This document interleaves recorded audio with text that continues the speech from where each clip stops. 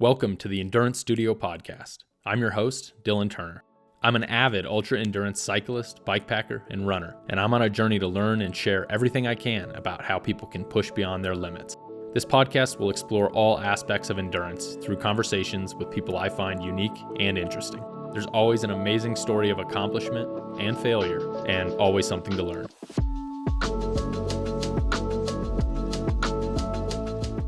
I run this podcast from an off-grid mobile studio I've created so I can travel to the guests and have authentic, in-person conversations because I believe in the importance and power of face-to-face conversations. Thank you for watching and listening. This episode is brought to you by Squirrel's Nut Butter. Who doesn't need a little extra lube in their life? They make adventure lube. It's the best in the business. I use the saddle butter for riding and the anti-chafe for ultra running. It's all natural ingredients, sustainable packaging, and it's locally manufactured here in Flagstaff, Arizona.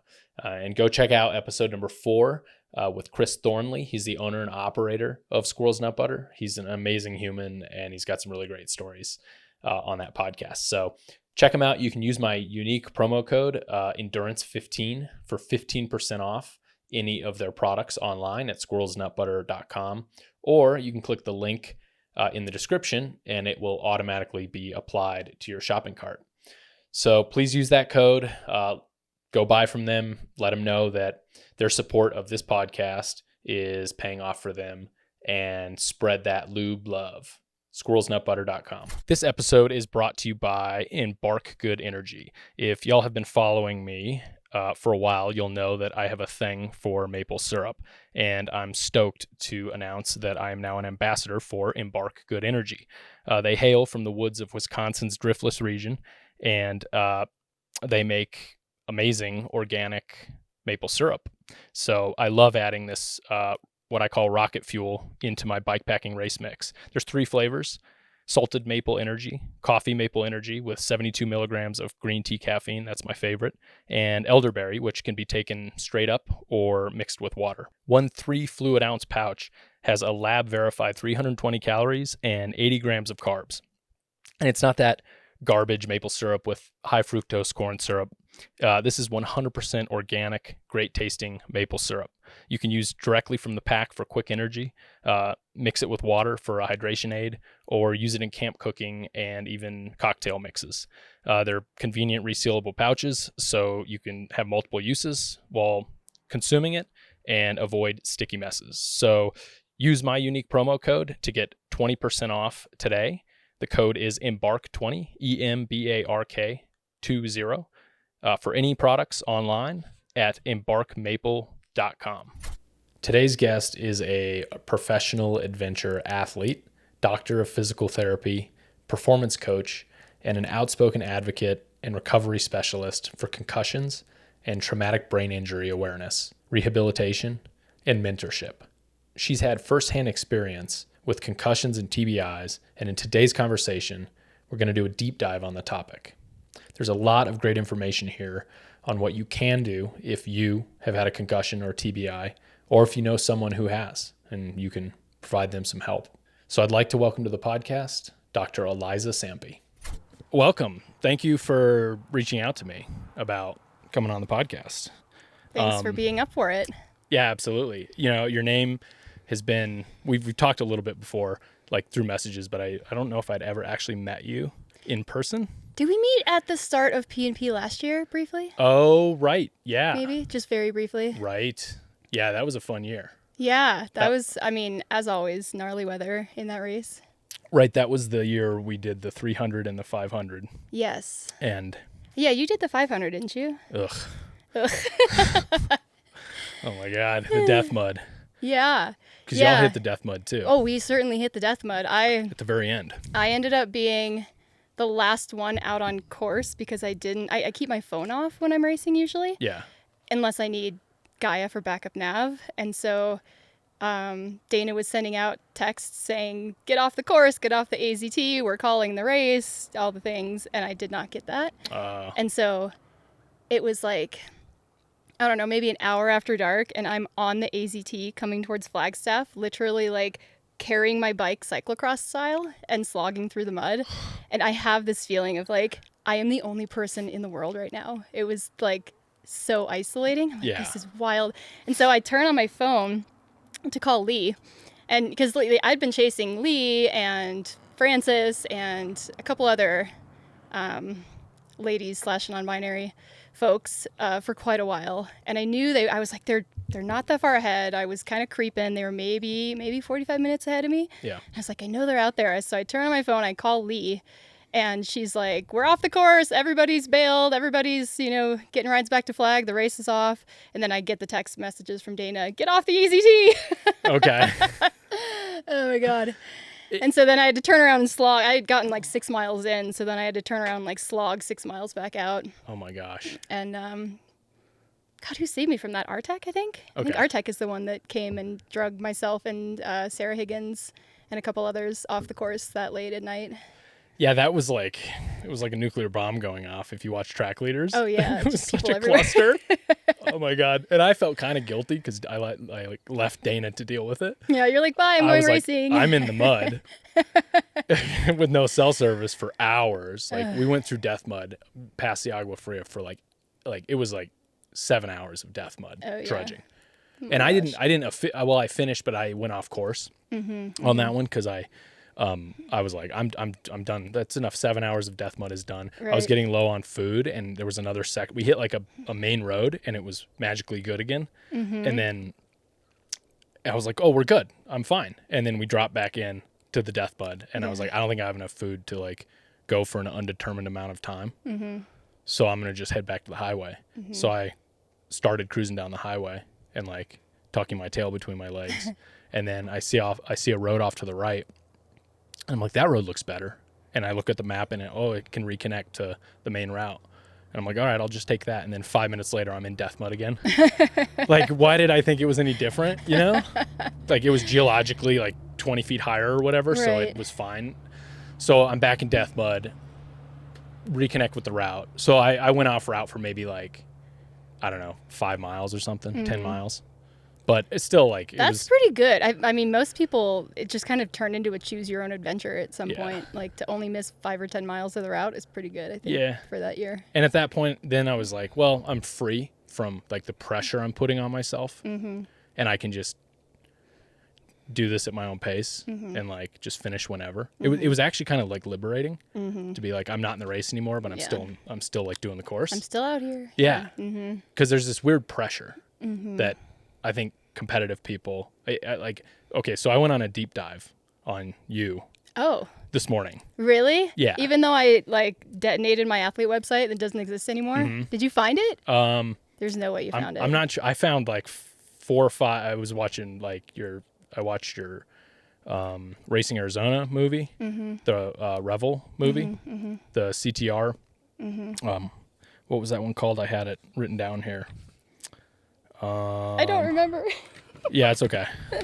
Where you were attempting... Yeah, where I attempted the multi-sport. No going back is what we called it. Yeah. Yeah, I watched that because I really needed... I knew about you, and I knew how like successful you are or were like on your Arizona Trail race, but I didn't really like ever do a deep dive on you.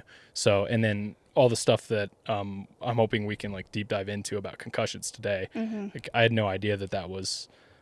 that you had gone through those things and that you were really focusing what looks like a big segment of your life and your career towards helping people in this situation. So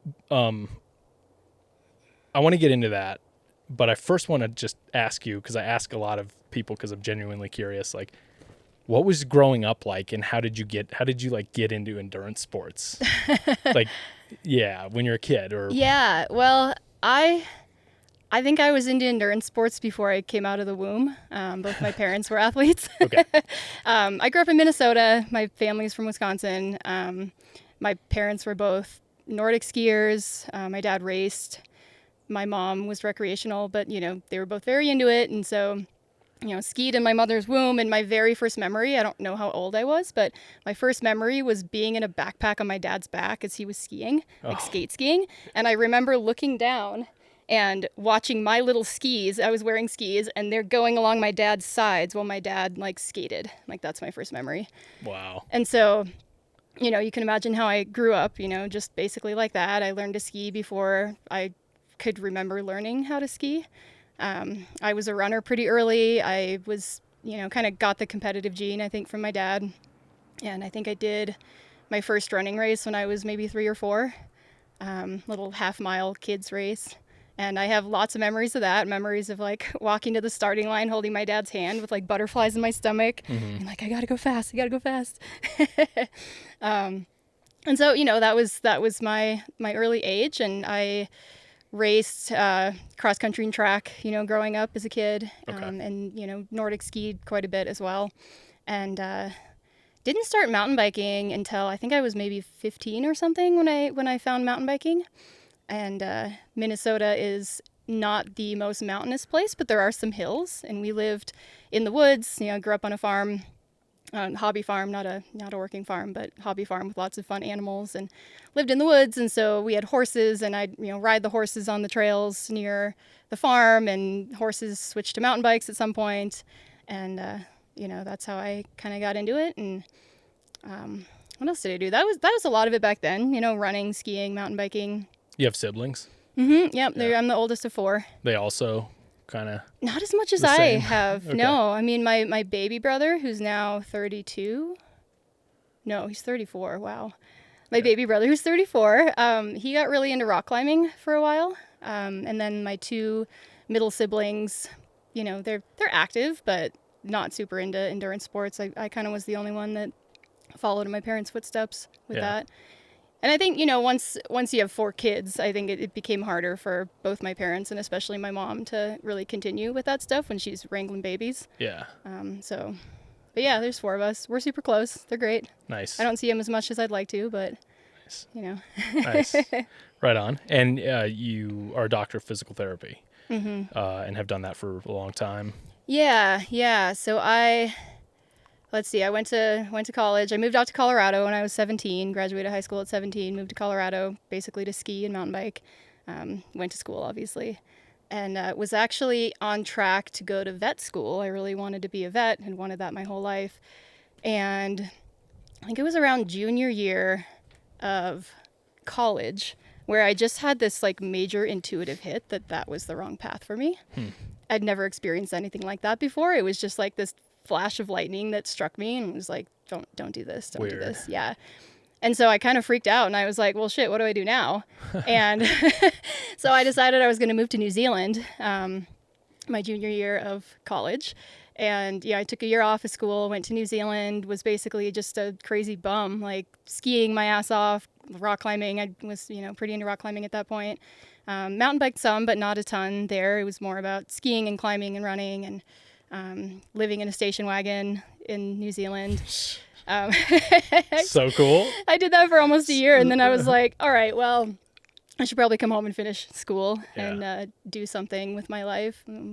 What am I going to do? And I came back, and it was kind of just another intuitive hit that was like, oh, I should become a physical therapist. And it didn't make a lot of sense to me until I kind of backpedaled. Like, it was an intuitive hit to do that thing, and then I backpedaled, and I was like, why does this make sense? Okay, objectively it actually does. I think I'd been an athlete my whole life. I'd been in and out of PT myself. I'd seen my parents in and out of PT as athletes. I worked as a ski patroller during college and grad school, and I saw, I drug people off the mountain when they were hurt in a toboggan, and always wondered what happened to them. And like, okay, did they ever get back to skiing? Like, I wave goodbye when the ambulance takes them away, I wish them the best. And I'm like, oh, I wonder what happened. Yeah. And so, in retrospect, like, that intuitive hit didn't come out of nowhere. It came out of this whole life of being an athlete and, my time as a ski patroller. And so I decided when I got back to try to apply to PT school, super competitive, and I did not think I was going to get in. And so, I finished up my last year of college. I was working in a neuroscience lab. I was super into the brain, super into neuroscience. The guy that I was working in the lab under, the doctor, world-renowned researcher, was trying to get me to stay and go to, do a PhD under him. And I wanted to, like, I was really, really close to doing that. I just fascinated by the brain. But I was like, I don't think I can just work in a lab my whole life. Like, I'm very introverted, but I also really enjoy connections with people. And you get that as a PT. And so, I decided then that I was going to do it, and I applied and I interviewed, and somehow I got in. I have no idea. Like, miraculously, I got in my first time. And all of a sudden it was like, all right, game on, here we go. And so, then dedicated the next 3 years of my life full time to grad school. And it was the hardest thing I've ever done. It's a doctoral degree, it should be.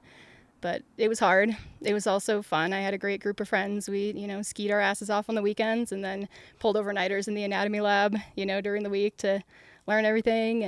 And got to do a lot of cadaver lab, which was fascinating. Yeah. Like, I think this is kind of a weird thing to say, but like one of the most pivotal moments of my life was when I held a brain in my hands. I was like, whoa, look at this thing. Yeah. And just knowing everything a brain does, and just holding that thing in my hands, that was really cool. Totally. That's got to be kind of surreal. It was surreal. I'm such a nerd. Most of us just get to hold like brain-looking coral in our hands. Yeah. Mm-hmm. Or broccoli or something that. Or like a cauliflower mushroom. Yeah. A cauliflower mushroom. Those are pretty brain-like if you've ever seen those. Yeah. And they're delicious. Isn't it weird how, like, walnuts too? Oh yeah. Like, why does that stuff look so much like a brain? It's so brainy, especially if you cut it in half and then you look at the underside. Yeah. It's curious why that looks like a brain, but that must have been a surreal experience the first time when you're like, this is like everything. Yeah. So, I mean, you're just like a professional adventure athlete is how you've been described in multiple places. Like, so you run, you fast pack, you climb, you do ultra endurance mountain biking stuff. What did I miss? Ski mountaineering, pack rafting. Yes. Yeah. Yeah. Just like all that stuff. It's just like, no big deal. It's my life. It's awesome. And then trying to like weave in a career. I think that's the hardest part for people is trying to figure out how to maintain that lifestyle and also, keep it going. Yeah. Right. Yeah. I forgot what I was going to ask you about that part, but it'll come back to me. So I did, just to give a quick like recap on some of the bikepacking stuff, and we can interweave in sort of like when the concussions happened, because I'm curious about those first couple. Like your first big bikepacking race was 2018 Colorado Trail Race. Is that right? Yeah, and so bikepack racing was like not that was kind of the last of my endurance exploits to come about. Like I was actually more of an expedition athlete before that. Okay. With the multi-sport stuff. Like the multi-sport stuff has always been where my passion has been. And so, What's an expedition? So an expedition or an expedition style trip is a multi-day or multi-week or multi-month adventure trip, essentially, where you're moving through the backcountry under your own power. And, there's some exploratory element to it, right? And now there's not a lot of, square footage on this earth that hasn't been explored, but, I like to go places that are new to me. Yeah. And I like to, one of my favorite things to do is to open up Gaia GPS, open up Google Earth, and just pore over maps and draw routes somewhere in the world that intrigues me, and I just kind of get this idea of like, oh, I want to go to Pakistan. Like, okay, what can I do in Pakistan that involves as many fun things as I can think of to do to travel through this landscape. Yeah.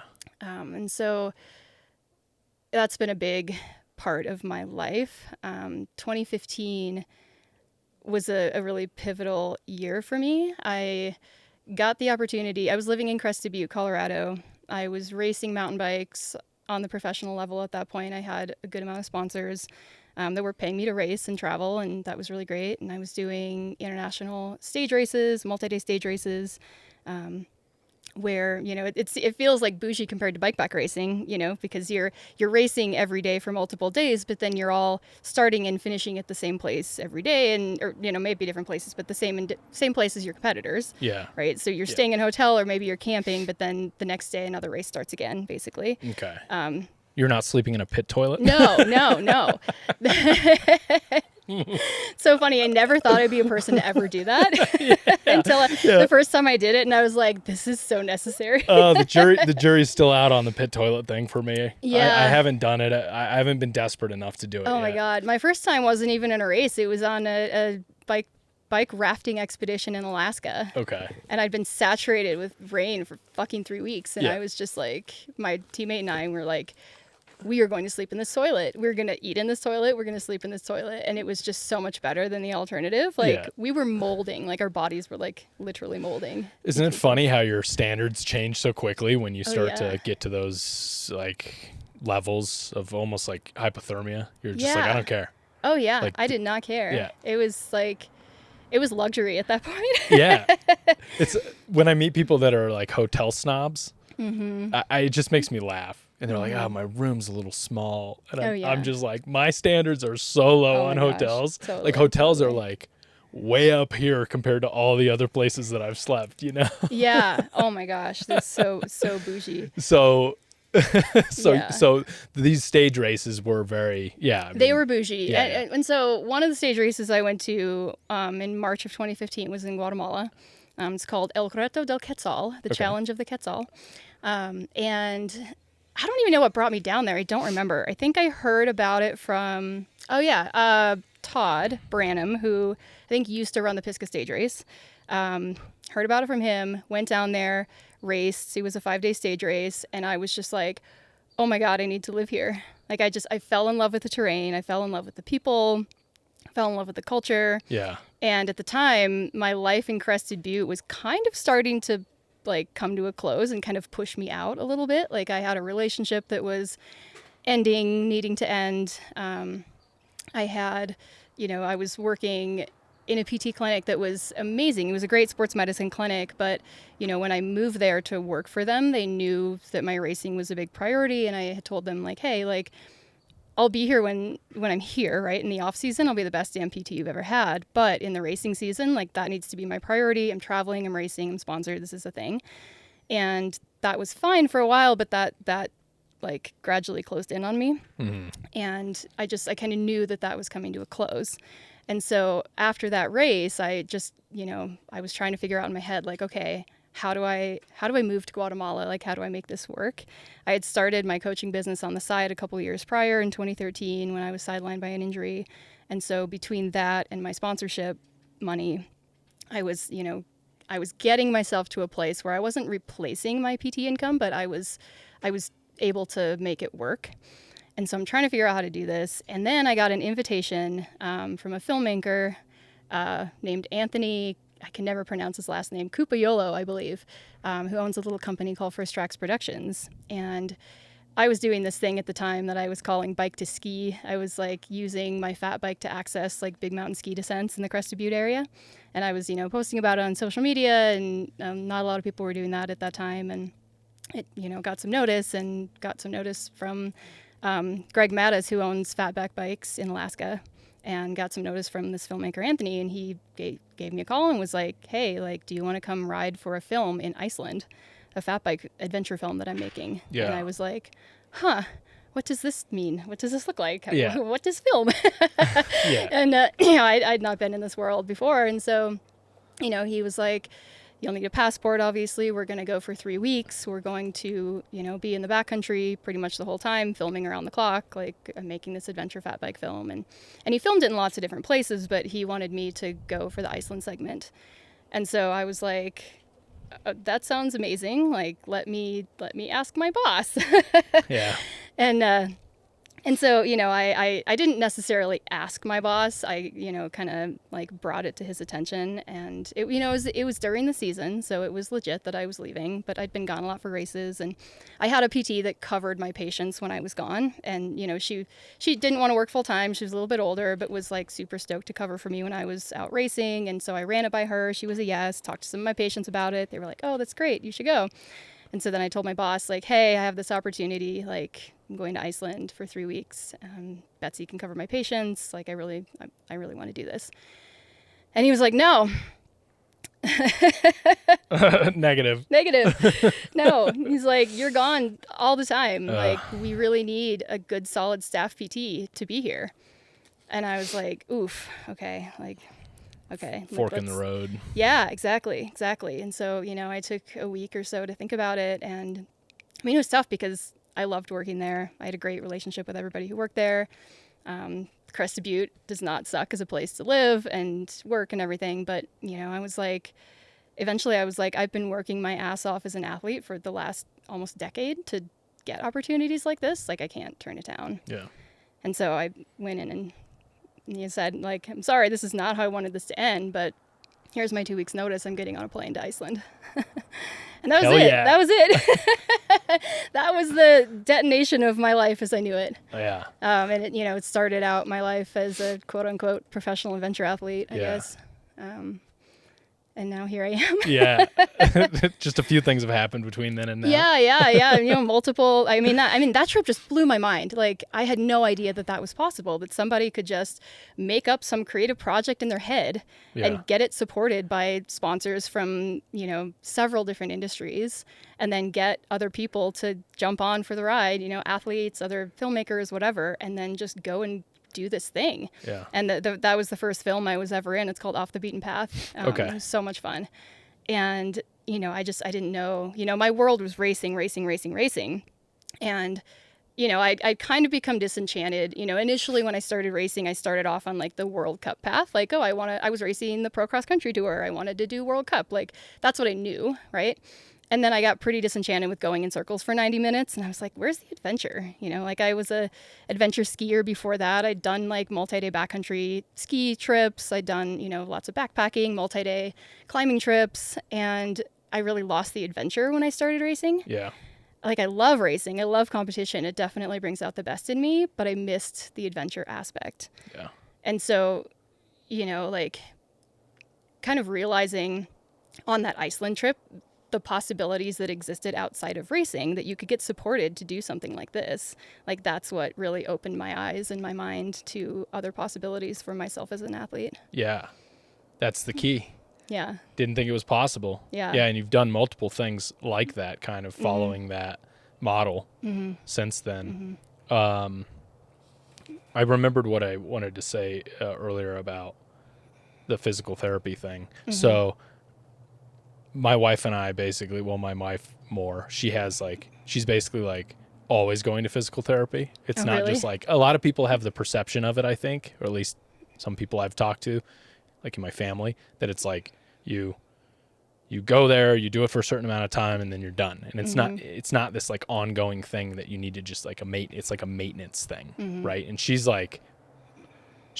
my wife has realized that like she just so much, and it damages her body so often that it's just got to constantly be this maintenance. Yeah, she's an ultra runner. Yeah. Okay. Right, yeah. And like specifically, she did Cocodona 2 years in a row, and training for that just like destroyed her basically. Yeah. Like, it just took a toll on her body, and so she just always was going to like weekly going to physical therapy. Like this is just a part of life. Yeah. Right. Yeah. So that was the only thing. That was a side note. Yeah, and it really is like, it's so the type of physical therapy that I do, I call it integrative physical therapy. Yeah. It's also known as performance physical therapy, and I focus not just on like, let's take your pain away, but let's figure out the source of why this happened, whether it's an overuse injury, which is most common in our group, right? Yeah. Or a traumatic injury from a crash or whatever.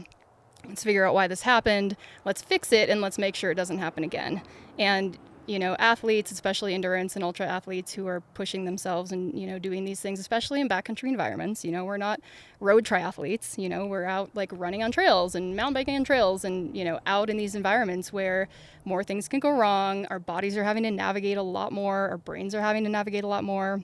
And so, what I do with my programming is like, okay, let's fix what's broken, but then let's also train your body to be more resilient to these conditions, and train you to learn how to use your body in really healthy ways, really sustainable ways is the key. Yeah. And hopefully keep you out of the PT part of it and just in the performance part of it. Yeah. And if anyone wants to see a success story of yours, you can look at Lee Bow. And because you're her performance coach, and so the last few years I just had her on a podcast, and she completed the 800, the Arizona Trail 800, and went from like postpartum trying to navigate all those challenges and continue to bike pack to, she called you up, got on the program, and then started having successes after that. Yeah. And we've worked together. I mean, Lee and I have known each other over 15 years. She's one of my best friends. Yeah. We're more like sisters than friends. And, I've coached her for certain things over the years. She, I'm sure was a pro enduro racer, and I'd coached her with some of that stuff. And, and it's great. It's really a privilege and an honor to have one of my best friends, like, trust me enough to be like, I would like to give you money to coach me because I want to make sure that I do what you're telling me to do. Yeah. That's wonderful. And, I'm of course, I'm like, I don't want you to pay me. Like, you're basically my family, and she's like, no, I would like to pay you because you do really good work. Yeah. And that's a huge honor. You know? And yeah. she's awesome, obviously. yeah, definitely. So, so you had, moving into the concussion thing, your first big one I read in multiple places was 2020, where you had post-concussion syndrome. But you had that was like your third or fourth. That was my point? fourth. Yeah. So what happened in the prior ones? The first three. Let's see. One was skiing, two were mountain biking, and in all of those concussions, I had symptoms for maybe a week or so, and then it went away, and I was fine. And so when I had the accident in 2020, that's what I expected, right? Like, bad symptoms for a week or so, I was going to be down and out, and then they would go away, and I would be normal. And that's not what happened. Yeah. So.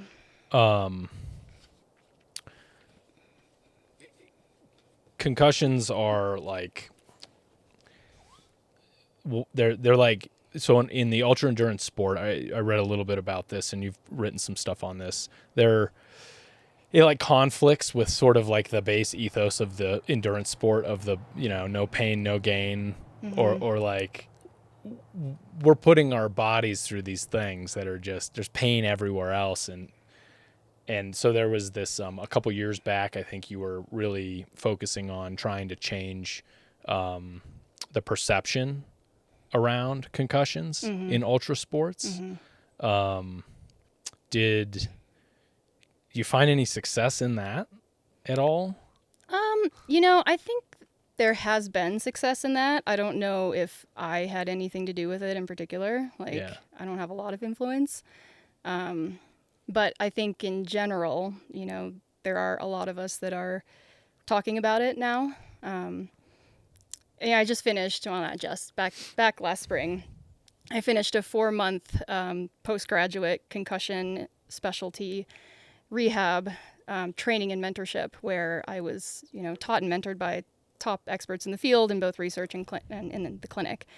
And one of the things that was frustrating about that was that nearly all of the examples that were used were football and soccer and gymnastics and, these sports hockey, team sports. Yeah.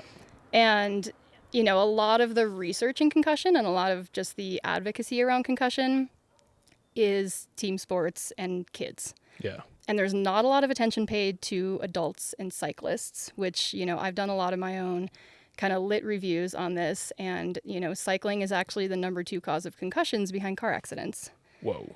Yeah. And, football is like way down the list. And the only reason that is because there's a lot more cyclists than there are football players. Right. And people cycle throughout their lifespan, whereas football tends to be, high school, college, and then the tiny, tiny percentage of the population that goes on to the NFL. And obviously they're important. I don't want to downplay like the impacts of concussion on these people. I just, talking about the Packers earlier, like, I don't know if you recently saw that Brett Favre was diagnosed with Parkinson's. Yeah. And the 5 neurologists that diagnosed him all said that they're certain that it's related to his multiple head injuries. And he was saying that he estimates that he's had over 1,000 concussions in his life, know? And so that's huge, right? Like football, if you're a professional football player, you're going to get more concussions than the average cyclist, but there are way more cyclists in the world than football players. Right. And so, I kind of brought it up in this course that hey, we need to be talking about cyclists. We need to be talking about adults who ride their bicycles, not just racers, but just, your average person out for a joyride who, might crash on the bike path because they get into a crack. Or, one of my worst crashes was when a prairie dog ran out in front of my tire on the boulder bike path, and I was literally cycling to a doctor's appointment, and I hit this prairie dog, or it went through my spokes or something, and I went over the bars. Actually, fortunately, did not hit my head on this one, but went over the bars and just like decimated my body on this bike path from a prairie dog. Yeah. You know? Yeah. Stupid stuff like that. Yeah, I had a dog that we would ride bikes down to like adult league softball, and a dog on a leash. Oh yeah. Cut in front of my front wheel and took me out. That was probably my worst bike crash I've ever had. Yeah. In all the stuff that I've done and all the places that I've been that are like ultra dangerous, that was right down the street from my house. Yeah. And I'm not even sure if I was wearing a helmet, which I was wearing a helmet, I think. I'm pretty solid. I don't know if I was during the guinea pig crash. Yeah, it's guinea pig prairie dog crash. And that's when I think it'll get you, right? The average person. Exactly. Yeah, so have you had concussions that you know of? I don't know. Yeah. I mean, I've definitely I'm trying to think of I probably had one time where I was at a party and I was in this dude's basement and we were horsing around doing stupid stuff and we were drunk and just like stupid college dumbass stuff. And he like pushed me. We were like, whatever. I don't know what we were doing. It was stupid. Being drunk in college. He pushed me and I like fell backwards and there was a post in the middle of the room, a square post that's like a basement post. Yeah. And I went like forehead first into that thing. Oh my gosh. Right. And I pretty sure I KO'd myself for a little bit period of time. I mean, it like split my forehead and it was like pretty bad. Oh, wow. And this was like 3:30 in the morning. Oh, wow. And I was so drunk that it wasn't really that big of a deal or whatever. Didn't occur to you that it might be a problem? Nah. Yeah. No big deal. Shake it off, you know? And so, but I don't recall having like light sensitivity or sound sensitivity or any of I don't recall at that time. If you had dizziness, it was probably because of too much alcohol, or maybe I don't know. Hard to tell. It was a period of my life where things were very blendy. Everything blended together because it was just a cycle of like alcohol abuse, really. Now looking in hindsight. Yeah, I remember I heard you. Maybe that was the podcast with Lindsay where you were talking about that a little bit. Yeah. Yeah. Yeah. I mean, I'm sober now for like 10 years or so, but there was a period where it was just a cycle of, you know, be hungover, start drinking again, be hungover, start drinking again, and work was in there somewhere in the middle. Like I still kept that stuff on the rails enough to not have those consequences, but I had other consequences. But so I've had that. I crashed my bike one time on the urban trail riding home from the bars, I hit like the urban trail dipped down and I just kept going straight. I didn't have lights. And I crashed right into the thing. I don't remember hitting my head though. I'm pretty good at falling. Yeah. Like I think I learned that in soccer growing up, playing soccer. Probably so, yeah. Because you fall so much in soccer that you kind of learn how to fall right. Yeah. You know, and I think it's really helped in mountain biking. When I crash, I kind of have like a nice like tuck and roll move. But I've like just on this last race I did Escape LA, I dumped my bike into a giant rut in the last 5 miles of that thing. Oh, you're probably going fast too, huh? Yeah, I was cooking, you know, and I'm thinking like, I don't remember, did I, you know, bonk my head on that? Even if I didn't bonk my head, was there enough velocity to there certainly could have been. You don't have to hit your head to get a concussion. Right, and I think that's a body blow. That's the common misconception. Yep. It like, it's the brain, correct me if I'm wrong, but the inside of your brain, all it has to do is like hit the inside of your skull. Like it has to get like sloshed into the front of your skull. Yeah, I mean it's not even actually that. So that the coup contra coup injury, like that is a thing, but what recent research has shown is that it's actually more of a shearing of the axons. Okay. Of the neurons, right? So for a nerve cell, are you familiar with like what a neuron looks like? Somewhat. Yeah, so we've got like it's kind of like a something with like a big head, a long body, and a little forky tail. Okay. Right? And so we've got like the dendrite is the big head, and then we've got the axon is the kind of the skinny body, and then the little tail looks like a fork. It's a synapse, essentially, which is a connection between one neuron and the other. Okay. And they don't actually, the dendrite and the synapse don't actually touch between the neurons, but there's a chemical, reaction that happens between the neurons. And so when the concussion happens and the brain does slosh around in your head, the axons get stretched. And so it's actually a shearing injury that causes the influx of calcium and so I believe it's calcium and sodium to flow into the neuron, like through the membrane, essentially breaks the membrane, and it causes a neurometabolic cascade of all sorts of bad things to happen. And so it's not as much what researchers have decided.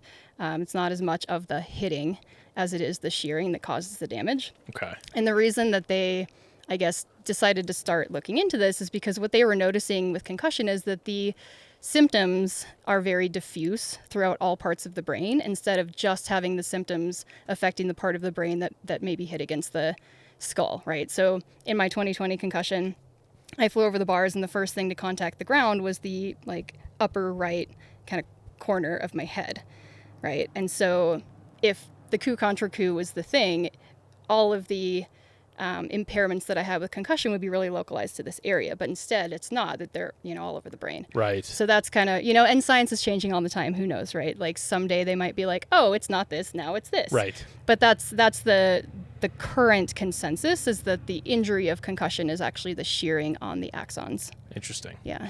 Yeah, because it used to be.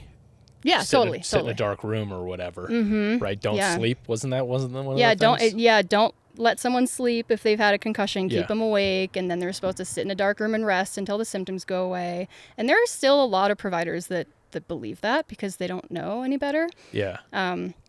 Have you listened to Rebecca Rush's recent podcast series about No. concussion? Yeah, it's really interesting. She did a 4-part series. She had a concussion the year after I did. And the wild thing is that we were at, I think it was Rome. Yeah, it was Rome, because we were both presenting at Rome, and I was talking to her there and she was asking me how my year was going, and I was telling her about my experience with post-concussion syndrome, which is actually now the term is PPCS, which is persistent post-concussion symptoms. Okay. That's a new thing as well. But I was telling her all about my experience with it, and 3 days later she goes out and hits her head on the coconino. And so that was pretty wild, but I forget exactly where I was going with that. Where was I going with that?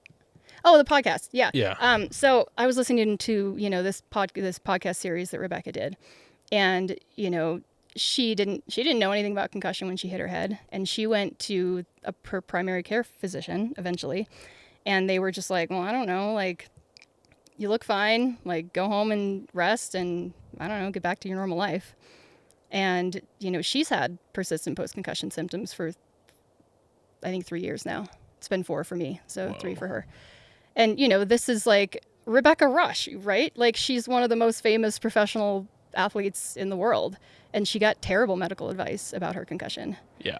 And so a lot of people think okay, if I hit my head, I need to go to the emergency room. I need to go see my primary doctor. There are some instances when, yes, you should go to the emergency room. But if you don't have a severe or moderate TBI, if you don't have a skull fracture or a brain hemorrhage, you're going to get bad advice in the ER. They're going to tell you, go home, lay in a dark room, rest, and, eventually just go back to your life. And that's why a lot of people don't get treatment for concussion, because that's their first line, is to go into the ER, and that's what they get told. Yeah. Unless they get a provider like Lee, or they go to urgent care. So Lee and I just actually learned this about her. She was the first impact-trained provider in Summit County when she lived in Summit County. And so impact is a concussion specialty training. Okay. And so, you go to an urgent care and you're lucky to get somebody like Lee, they're going to steer you in the right direction. Yeah. But if you go to, generally an urgent care and ER, they're going to tell you the wrong thing. Yeah. Well, look, they're, the medical system is continues to be very screwed up after COVID, right? And we are seeing more and more of this reconsolidation of hospital systems, and all the primary care providers are getting scooped up by these giant mega hospitals, and then they're being put on incentive-based protocols to see more patients faster, right? To spend less time looking at a chart in the 15 minutes leading up to to an exam. Yeah. And then they're just like, we just want to solve, here's something to solve the problem. Here's the advice. Let's go on to the next person. Right. And they look at what's obvious. And like, are you bleeding? Yeah. Are your eyes roll back in your head? No. Okay, go home. Right. And it is a failure of the medical system in that sense. Right. And there's so many problems there that need to be sorted out with the healthcare system. So like, what can people do? Well, I guess my first question is like, let's take my example of Escape LA, right? It's been 4-5 days since this happened. What should I have been looking for to be a signal that maybe I should go get it checked out? Yeah. So let me answer your question with a question. So when you crashed, did you notice anything strange? Like, did you feel dizzy at all? Did you feel disoriented? Did you? It's the third day on a bikepacking race. Was it 2 a.m. and you felt like that anyway? It was 2:30 in the morning. Yeah. We were going all the way through. Okay. Oh yeah. Like, that's tough because you're impaired anyway. Right. So it's difficult to parse what was normal or not at that point. Right. I did hear a bunch of air leave my front tire, which made me nervous because I actually burped the front tire. I hit it so hard. Wow. And then it resealed back up because I thought I was going to have to change a tire. Yeah. Like 5 miles from the finish. Yeah. Because I'm a dumbass and I was going too fast at the very end. But anyway, but my physical health, I mean, I don't know. Not anything significantly different than I had felt the last 6 hours. Let's put it that way. Yeah. So if you were to have crashed and, obviously it's harder to assess when you're in that condition in an ultra, but what you want to be looking for is, am I really dizzy? Like when I stand up, it's nighttime, so it's a little disorienting anyway, but when I stand up, is the environment moving? Are things moving? Do I feel lightheaded? Do I feel dizzy? If you were to have started vomiting like multiple times, that's a sign. That's an easy sign. Go to the ER. If you have a seizure, you need to go to the ER. If you get knocked unconscious for more than 30 seconds, go to the ER. If you didn't notice any of these things and you got back on your bike and you started riding and you deteriorated, so you thought you were fine, adrenaline can make a lot of things kind of not seem as bad, right? So like as you're riding along and if you were starting to deteriorate, you said you didn't hit your head, but if you were to get a headache that starts getting worse and worse and worse, if you have neck pain that starts getting worse and worse and worse, if you have nausea that starts getting worse and worse and worse, any of these things, right? So like, what about like light sensitivity at that point? Well, you're in the dark.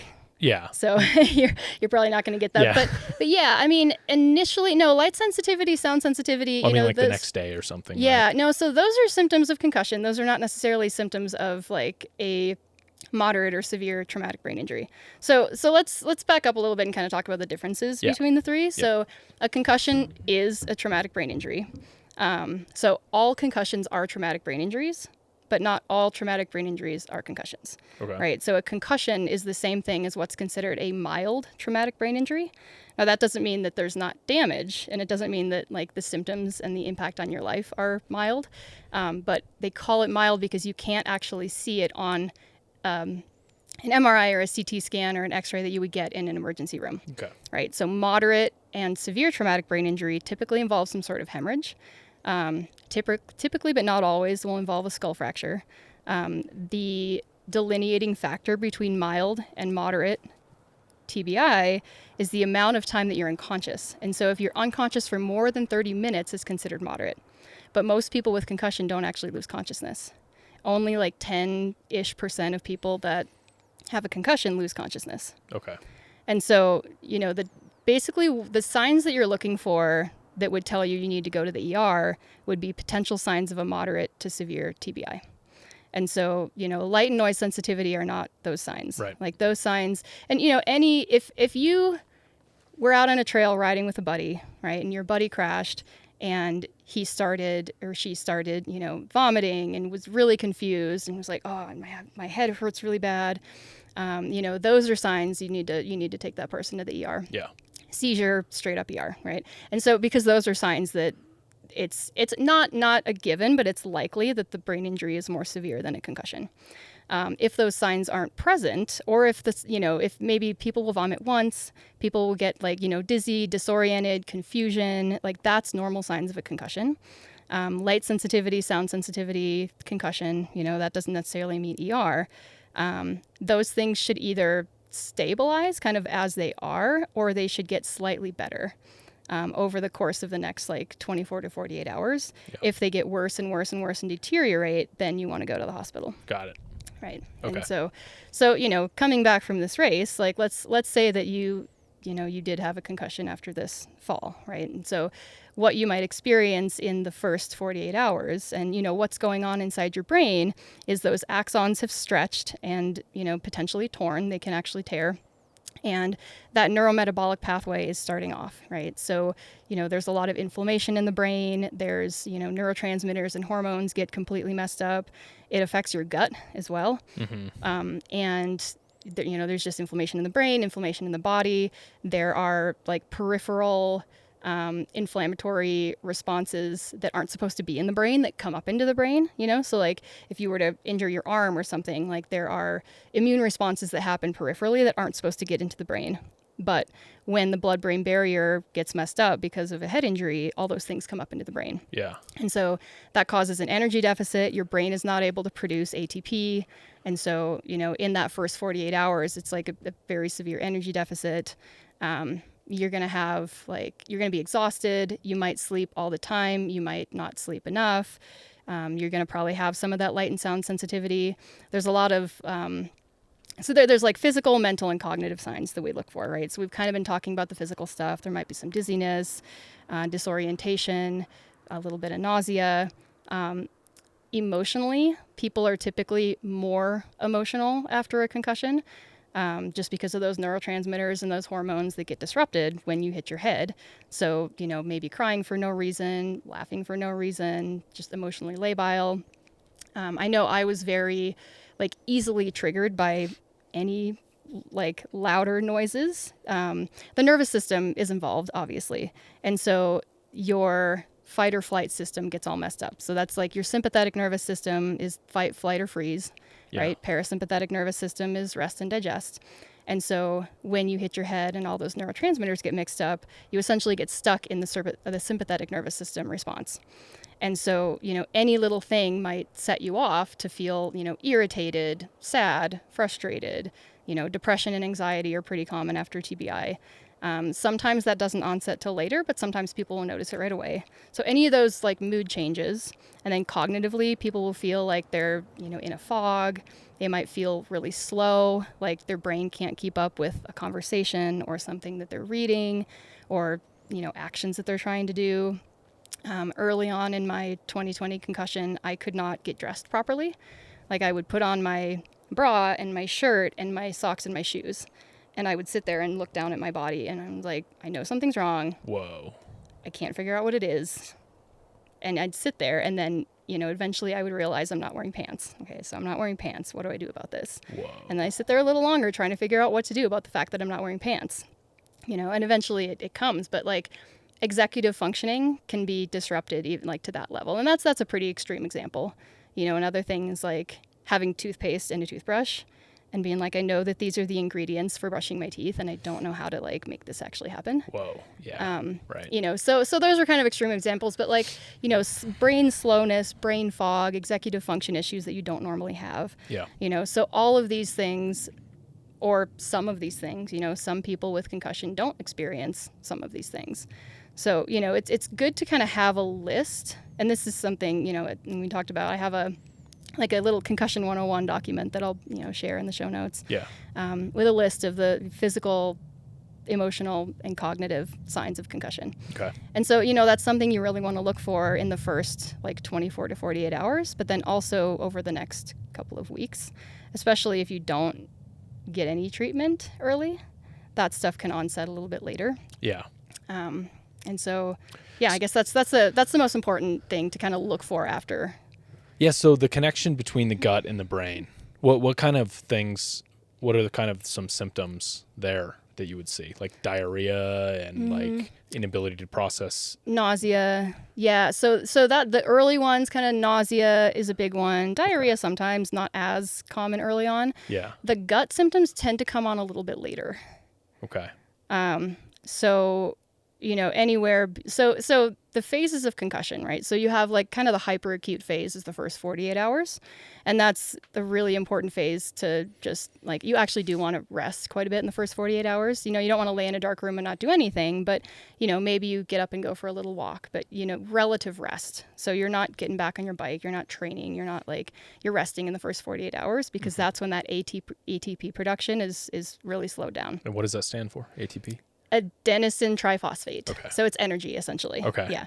And so what happens when you hit your head, the normal process to produce ATP is through something called oxidative phosphorylation. Okay.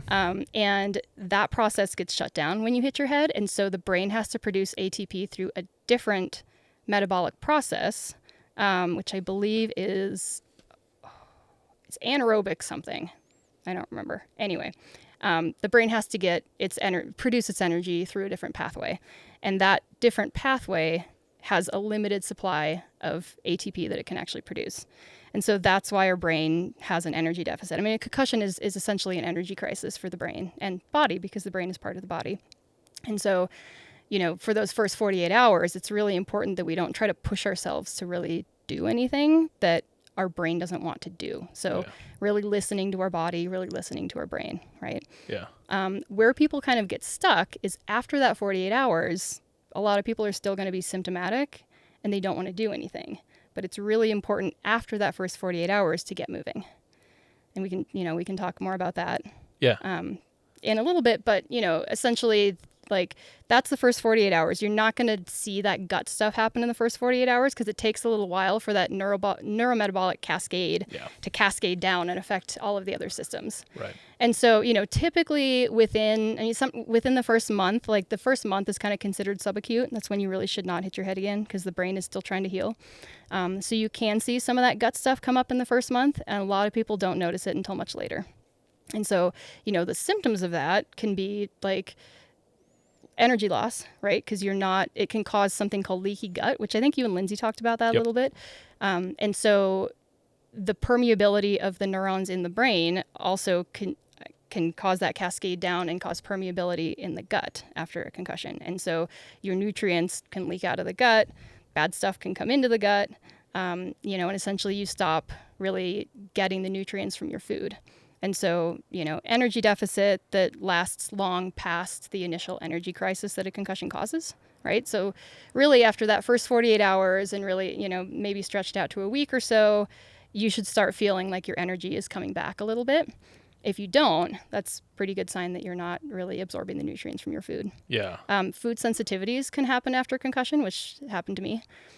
So, if you're somebody that normally is able to eat anything and everything, and all of a sudden, like, you're sensitive to dairy, you're sensitive to gluten, like all of these things, can happen after a concussion. Those are kind of the big ones. But, some people can have diarrhea. Some people have vomiting. That's less common in the chronic phase. Yeah. But, yeah. So if one does think that they have a concussion, and they're not getting what they want from their medical provider, what can they do? Yeah. So the most important thing to know when you're if say you had a crash and it's been a couple days and your symptoms aren't gone, the most important thing to know is you want to seek out a provider that's concussion literate, that has concussion specialty training. This is a big thing that I have learned in a very visceral way over the past 4 years because I was a physical therapist, right? When I hit my head in 2020, and PTs treat concussions. And I have seen people with concussion, but I didn't have concussion specialty training before this. And so my view of concussion at that time, even as a PT, was pretty limited. And, I knew about the different domains impacted by concussion and, the things that I had treated before. So balance is a big thing, like vestibular issues, like dizziness, neck pain. If you have concussion, you also have whiplash. Like the amount of force it takes to whiplash a neck is like I don't know, exponentially smaller than the amount of force it takes to concuss a brain. Okay. So pretty much everybody that has concussion also has whiplash. Okay. And so PTs can treat that, you know. So I knew about those things. I did not know how much concussions could affect the mood and the emotions. I did not know how much concussions could affect you cognitively. I did not know how much the autonomic nervous system could not recover from concussion after the symptoms had subsided, right? So that's why I'm in the position I am now, you know, still struggling with this 4 years later, because I mismanaged myself at the time. Yeah. Because I was like, oh, I'm a PT, I can treat concussion. And I had no idea. You know, I had some idea. I had a better idea than a lot of people, but you know, I still, yeah, you know, I was in a better position than a lot of people, but I still mismanaged myself because I wasn't as concussion literate as I should have been. Yeah. And so that's the biggest thing is, you know, if you have these symptoms, it's really important that you find a concussion literate provider. Yeah. So, and like, I mean, how do you even start that process? Like, Google and PTs are a very good resource. You just have to make sure they have concussion specialty training. So you can Google like concussion specialty physical therapist or concussion specialty doctor, concussion specialty care, you know, and then you'll find some things. But, you know, one thing to kind of, I guess, beware of is if you do Google that, you're probably going to get results for all of these, you know, quote unquote concussion clinics where it is a very intensive short-term program that will cost an arm and a leg. Yeah. There are a lot of those out there like, oh, pay us $20,000, come to our clinic for a week, we're going to do all the things, and then you're going to get better. Yeah. And that's not necessary. It's like almost predatory a little bit. It is. It is. And, you know, like, it's not that these providers don't know what they're doing, but it doesn't have to cost $20,000, and it's a lot more sustainable. And I believe this about anything, right? Like, it's a lot more sustainable to do things over a spread out amount of time so that you learn what you're actually doing. Yeah. Your body has a chance to integrate it. Your brain has a chance to integrate it, right? Like, you can't cure concussion in 2 weeks. Yeah. Well, that seems like it's a money grab. That seems like they're like, I think like there's a lot of polarity in these camps. There's people who like are like shake it off kid. Mm-hmm. And then there's like people who are like probably freaking out that every little thing is a concussion. Totally. And they're probably preying on those people that think that here, you know, like this is an unrepairable thing. Mm-hmm. They or at least these people may think that like this is something that I have to fix now. Mm-hmm. And here's money. I have money here. Right. Take my money. Yeah. And I'm going to go to this thing, and then it's going to give me like whatever the emotional satisfaction of that I've healed myself in these 2 weeks or whatever. Right. Yeah. And, you know, it's not that they don't do good work. They do, but like, it's just too short of an amount of time. You know, you get like, you get fire hosed. Right. And, you know, can you imagine like, say you tore your ACL or something and you went to a specialty ACL facility, and for 2 weeks you had like everybody on your knee. You had PTs, you had chiropractors, you had doctors, you had, you know, you had stem cells, you know, all of the possible treatments, and they just descended on your knee for 2 weeks. Yeah. And then you go off into the world. Right. Your knee is not better. Right. You know, unless like, they were that like takes time. Those Mexican stem cells, right? I mean, like those like, you know, extra boosted stem. Just kidding. Yeah, you never know. You never know. I mean, I'm not against that at all. Yeah. I think that there's a lot of possibilities in those treatments, but like, well, people want short-term satisfaction in everything. And it just, injury takes time. Right. And concussion, you know, the crazy thing is like, you know, everybody knows, well, maybe not everybody, most people know that when you break a bone, you are going to be in a cast or a splint or limited in some way for 4 to 6 weeks, right? Yeah. Fracture healing time is 4 to 6 weeks, period. God, and so like, long. And you think it's supposed to take a week for your brain to heal? Right. Right. Yeah. Really? It's wild. Well, people can't see it. Exactly. And, like the world has become short. Everything has become compressed. Mm-hmm. Everything. Mm-hmm. You can get Amazon in a day. Everything on the internet, all the media we're consuming is in short little bits, right? Long form conversation is kind of this like weird, it's becoming more popular, I think, but like it's in a battle with super short form conversation, right? And everything we want is instant gratification in the world. Credit cards, buy now, pay later. Oh yeah. you can get everything right now and not have to pay for it. The whole world is engineered now for this like short-term satisfaction. And everybody wants the magic pill. People want the everything. magic pill for your brain. Yeah. And you know, I would say the same thing about podcasts, you know, like I've been on a lot of podcasts and all of them have been great, but they're all relatively short. I don't think I've ever done one over an hour. Yeah. And it's a different energy. Yeah. Knowing that the clock is ticking and that like, you know, I'm like, oh my God, I have these things to say and I need to like say them all really fast, you know, and whatever. And like this energy is way different. Like when I first started listening to your podcast, I was like, oh wow, his interviews are like anywhere between 1 and 3 hours. That's great. Yeah. And you know, you get these people that are like, I can't listen to a 3-hour podcast. I'm like, well, you could break it up. Yeah. Like, you know, like over multiple sessions. And like, it's a journey that you take people on. Yeah. And I do think there are people out there that appreciate that, you know, me being one of them. Yeah. And I think, you know, it's the same thing with healthcare, with concussion, with anything in healthcare. Like there is no quick fix. Yeah. I wish there was. I wish this has not been a 4-year journey for me, you know, but like I did things wrong. Now I'm doing them right. Like it's still not a quick fix. Yeah. So, I mean, I guess the takeaway is just people need to learn how to be patient with their own bodies and their health. Yeah. know? And that's a hard thing, especially for athletes. Yeah. You know? Well, it's a hard thing for like weight loss.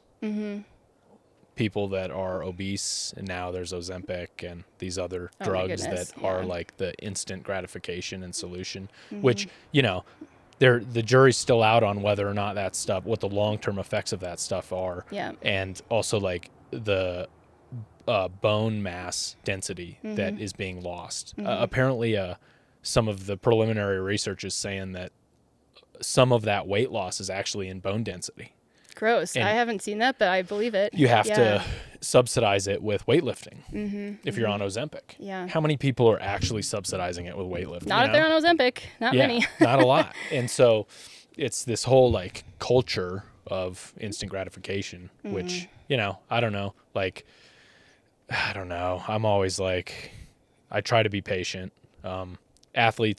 Some athletes learn how to be patient. I think the successful ones, especially in endurance sports. Yeah. I mean, the stuff that we do, like, you have to be patient. You know, like when you were out racing the Pinions and Pines 500 in death mud, like, you know, you wanted to finish the route, and that took a lot of patience and like figuring out how to do it in a sustainable way. And that, you know, that's what drew me to ultra endurance sports and bike pack racing specifically, is that like, in order to even finish the thing, much less like be competitive, you have to figure out how to do it not just fast, but in a way that's sustainable for you. Yeah. And, you know, like that's why you've been able to cross so many finish lines. Right. Is because you figured out how to be patient and make it sustainable. Right. And the second I get anxious or whatever, that's when I start to fall apart. When the second I'm like, oh, I think I should have finished by this time, and I start to self-talk and, you know, and then it just all like spirals out of control, right? The best races I've had are ones where I'm like, I'm just out here, like, I'm the podcast guy now. I'm not the race guy. Totally. Like, I'm just here to do the podcast at the end. This whole like racing thing is just also something I'm doing while I'm out here. Yeah. It was freeing, you know? Yeah, totally. And takes the pressure off. With the Pinions and Pines 500, having that issue happen with the death mud was also freeing, and it took the pressure off. Because apparently, I mean, I'm not that good. I'm not like nearly as fast as like you are in your category and classes and I stuff. saw your CTR. Oh, okay. Thanks. I was watching. That was tough. That CTR was hard. I know. I've tried that 4 times. Yeah, that tested my limits on the number of days that I think I could be out somewhere. I think my sleep kit, so I upgraded and changed my sleep kit for Escape LA, and I slept so much better. Oh, nice. And it changed the whole vibe for me. Oh, yeah, for sure. So now I'm kind of like rethinking, like, could I do, you know, if I'm prepared to do 6 days or, you know, I don't know, 12 days on the Arizona Trail 800 maybe? Hypothetically. Yeah, you're going to do it? Well, I came back from CTR like, I'm never doing that. Like, I'm never doing the 800. Okay, yeah. And it's a very different race. When we were doing rim to rim to rim, and I saw the people down there with their bikes on their back, Karen and a few other people, I was like, I started to get some FOMO. Yeah, it's fun. It's the best bike ride I've ever done. Yeah. I mean, when I did it, it was the last year of the 750. So, yeah. But I've ridden the whole course. I've ridden, I live here. So like I've ridden all of the segments that are now in the 800. Right. I have not pushed up the damn lemon. I've gone down the lemon push. Right. But yeah, it was the best bike ride I've ever done. It was so much fun. Yeah, I highly you recommend set it. the women's FKT that year, right? Yeah, for the I did. 750. Mm-hmm. It's awesome. It was hard. I mean, and it was close too. Like I detonated in the Grand Canyon and nearly lost the record. And I was chasing Ghost Alice, Alice Drobna, the woman whose record I was chasing, Yeah. and I had the craziest hallucinations in the canyon, and they were fun. Like I've never had scary hallucinations. Yeah. A lot of people have. I never have. Mine are always like fun or cute or something or like nice. Which maybe like is a factor of like my state of mind when I'm out there because I'm usually really happy, but a reflection of yeah. So I got serenaded by this like beautiful female quartet a cappella serenaded me throughout the entire canyon. Whoa. And then I felt the creek before Cottonwood Campground. I slipped and fell backwards into the creek, and it was like 2 a.m. or something. And then I just lost my shit. Whoa. Like literally, physically, mentally, everything. Lost my shit. Detonated. Thought I was gonna have to crawl out of the Grand Canyon on my hands and knees and like take my shit out of there piece by piece. But I didn't. Obviously. And so I was a good bit ahead of the record when I went into the canyon and lost a lot of time in there. And when I came out of the canyon, I was literally exactly on pace. Like Ghost Alice and I climbed out of the canyon at the same time. And I was like, fucking game on. Yeah. Oh my God. I have 70 miles to do this. Wow. Oh, it was, I don't know if I've ever ridden as fast as I did the last 70 miles of that race. Isn't that wild? You're at the bottom, detonating, spiraling out of control. Yeah. And then there's this other gas tank that just appears. Oh, yeah. It just appeared. Out of nowhere. Yeah. After that many days. Oh, yeah. There's still that thing that can show up. Mm-hmm. That demon inside of you or whatever. Yeah. And for me, that's why I love competition, because if I hadn't been in a race, if I hadn't been like competing for something, right? And it doesn't matter what it is, like competing with my old time, my competitors, an FKT, whatever. Like if it wasn't for that competition, I don't know if I probably would have finished, I was so close, but I wouldn't have tried so hard. Yeah. I probably would have laid on the North Rim and died for half a day and then got back up and kept going, Yeah. But like, that's why I love bike pack racing so much. And it's like such a sad thing for me to think about never doing it again. Like that's where I'm at right now. I don't think I'll ever be able to race again. Yeah. I will never nail closed any door, but like, as things are now, I probably won't be able to race again. It's just not healthy for me at this point. Yeah. We can talk more about that if you want, but I dream about it still. There are some nights that I dream about racing, and like that's the kind of thing that made me fall in love with it, was how much competition can push you to find that next level that you didn't know you had. Yeah. And then you're like, oh wow, okay. Well, if I can do this, what else can I do? Yeah. That's pretty cool. Look, like there's going to be a downside to everybody. There's going to be a backside to bike pack racing or endurance sports. There's going to be, it has to peak and get worse at some point for you physically. Mm-hmm. No matter if it's your brain or your body or an injury or whatever. There are outliers that can keep doing it forever and ever. And I've thought a lot about this. Like, at what age am I going to be like just okay? Like, when am I going to, like, the trajectory is year after year, you keep doing more and you go further and you do this big thing. It's not sustainable. No. And it's okay that it's not sustainable. Mm-hmm. Like you have to be graceful in your exit and plan an exit strategy while you're at the top. Mm-hmm. Like I've always thought this about bike pack racing because I see my friends pushing to the point where I think that they're doing maybe damage that's irreversible. Oh, for sure. Right. I've seen that too. Yeah. And at what point do you want to let this thing ruin the rest of your life? Right. Mm-hmm. Like you're so addicted to this one thing. Mm-hmm. And I think it's addiction. I think it's this like weird relationship that we all have with this thing that we're doing where it gives us something, but it also takes part of us while we're doing it. Right. But it like gives us this, unexplainable high and just community and, look, like when you try to explain what you do to people, they just don't get it. Like normal everyday people, they just don't get it. Right. They think it's insane. They're like, what? You do They what? they can't even like come close to Conceptualize it. Yeah, they have like they can't like not even close, right? And my wife and I talk about this a lot, and the only people that can is people like people who have done that it. have done it and that have been there and that understand it, right? And that's what makes it so special, right? That's it, but it also takes it. There's no biological no biological free lunch. Like it all takes something from you too, right? Physically or mentally or whatever. And so I think like being graceful in planning an exit strategy when you're doing well. I see this a lot with like the aging, like the pioneer bike pack crew that were like kind of the first to do it. Now they're kind of like aging out of the sport.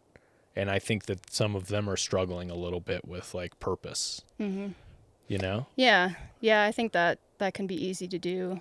One person that I feel like has aged out really well is Mike Kiriak.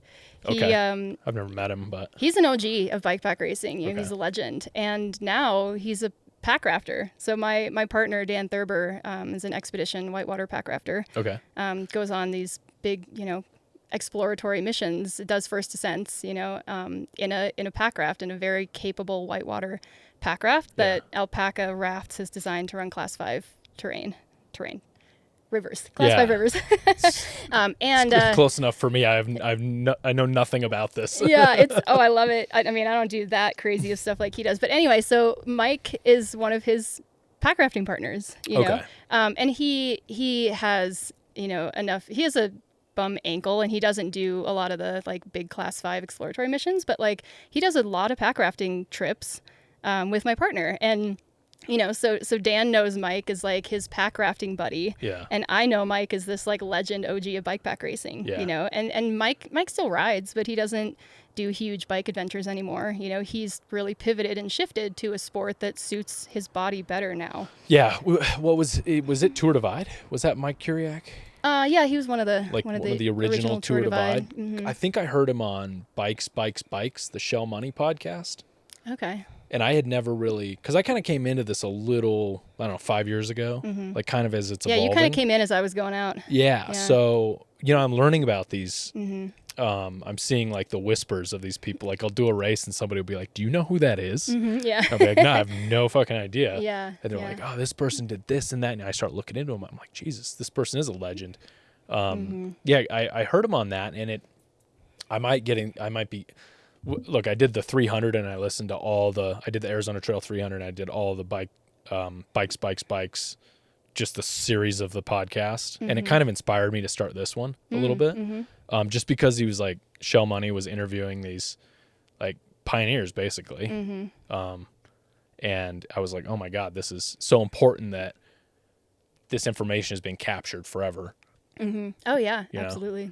And I think, I don't know, I did get a vibe from some of those interviews though, that like some of the people were like, they kind of had lost their purpose or lost their way. But so it's good to hear that Mike is found something else. And like, that could come in the form, for us, it could come in the form of many different things. Cause I've already thought about this. I'm a chronic overthinker when it comes to anything, right? Like that's why I love bikepacking. Better than the alternative. I have like backup plans. I have A, B, C, D backup plans. And so I have like exit strategies already for this. Like what if I got injured tomorrow and had to, what if I hit my head and had to like take 2 months off or whatever, like, like, or if that ended your adventure career. Or it was done. Yeah. Like that's all real. Like, these are all like real possibilities. Like I see this as like a very short-term opportunity that we have, that we are lucky enough to be able to participate in. And that it's finite. This whole thing is finite.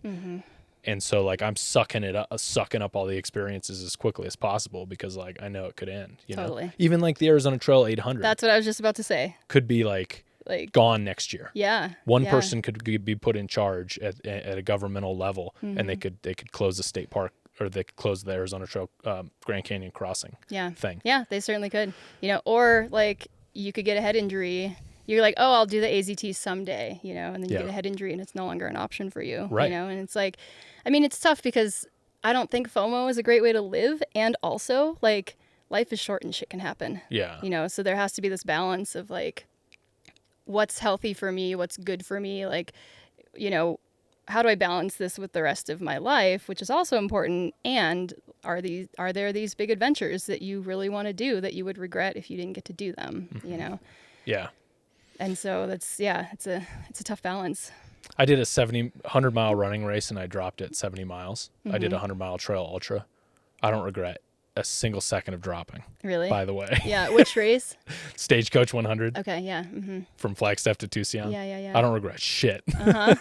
I'm like totally good. You're like, this was a good decision. Yep. Yeah. I mean, I've certainly dropped my share of ultras. I think I've raced 16 bikepacking ultras, and I've finished 9 and dropped 7. Do those numbers make sense? Yeah. Yeah. Yeah, that's 16. Yeah, and a big thing for me is that, like, I am not somebody who will push myself into injury or serious, like, detrimental effects on my body, my mind. Like, for me, if I'm not feeling good and having fun the majority of the time, I will stop.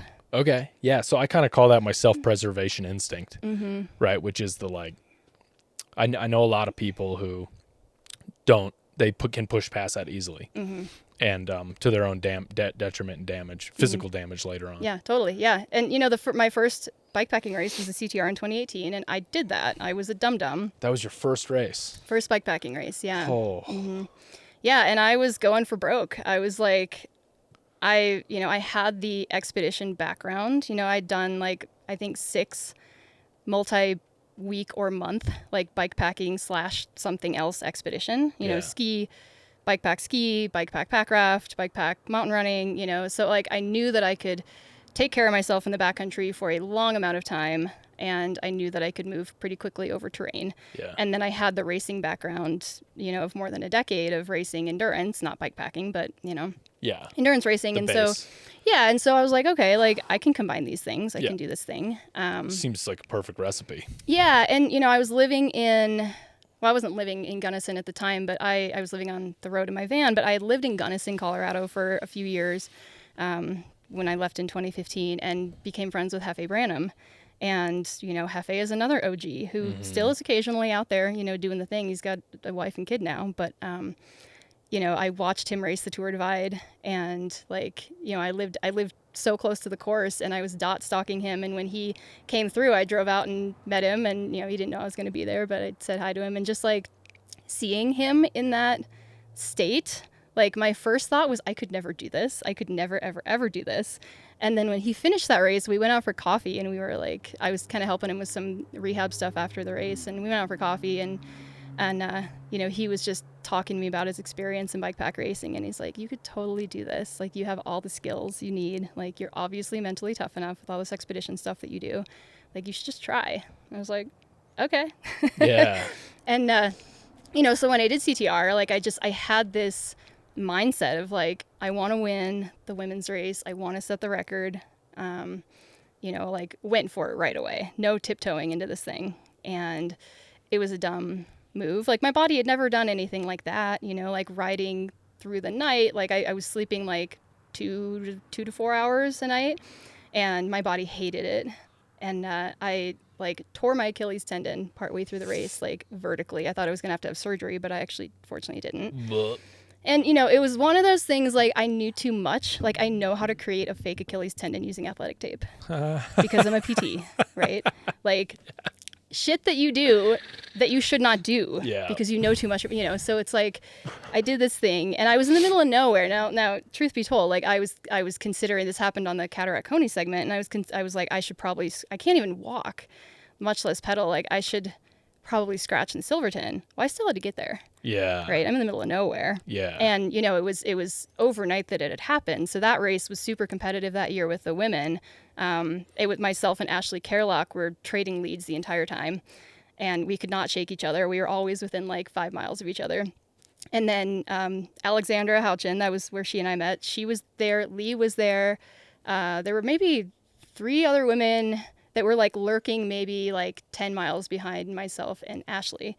And so, you know, it was real competitive. And I was like, it was, you know, I was camped. There was a storm that came in over Cataract and Coney segment. It was Denver to Durango that year. And I camped like just at tree line, like bivvied in this little hollowed out, you know, like pine tree trunk thing. Yeah. And I was like, all right, like I'm going to bivvy. I'm going to sleep for 3 hours. If I wake up and the storm is not gone, I'm going to go for it anyway. And because I knew that everybody else was like right behind me, you know, and I was like, I really want this. Like I have to, if I want this, I need to do something about it. Yeah. And so, you know, I woke up at like 11 p.m. and the storm was still there, but not over me. It had kind of like rumbled off a little bit. And so I went for it, you know, and I was like determined to go all the way to the end. So then this happened with my ankle or my Achilles. And my Achilles had been bugging me throughout the entire time. And I just, you know, ignored it. And so, you know, I was like pushing my bike up this big ledge. You know what I'm talking about? Like when you're going, there's like the yurt that used to be there. And then you're going up towards like Coney Summit, and there's all of these like ledges that you have to like drag your bike up. Yeah.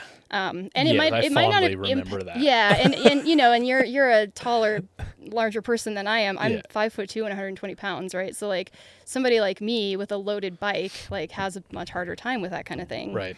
And so, you know, I like pushed the bike up on the ledge, and then I went to take a big step up, and I just felt this pop in one of my Achilles tendons and my left one, and I was like, oh God, not good. And, you know, at that point I was in the middle of nowhere, you know, and it's like 2 a.m. Yeah, that's a real problem. Yeah. And so, you know, I taped myself a fake Achilles, which got me to Silverton. Oh my God. And by that time I was like, okay, like this is actually working. Like I have pain, but it's not awful. Like this tape is working. I bought more tape at the store, and I was like, I'm going to finish this thing. And so I kept on going, you know, and so that was a version of me that I am not proud of, you know, and after that race, like, yeah, I thought I was going to need surgery. Fortunately, I didn't, because I tore fibers in the vertical direction instead of horizontally, but I could barely walk for like, let's see, I think I got on my bike for the first time after that race, like end of October. And it was in July at that time.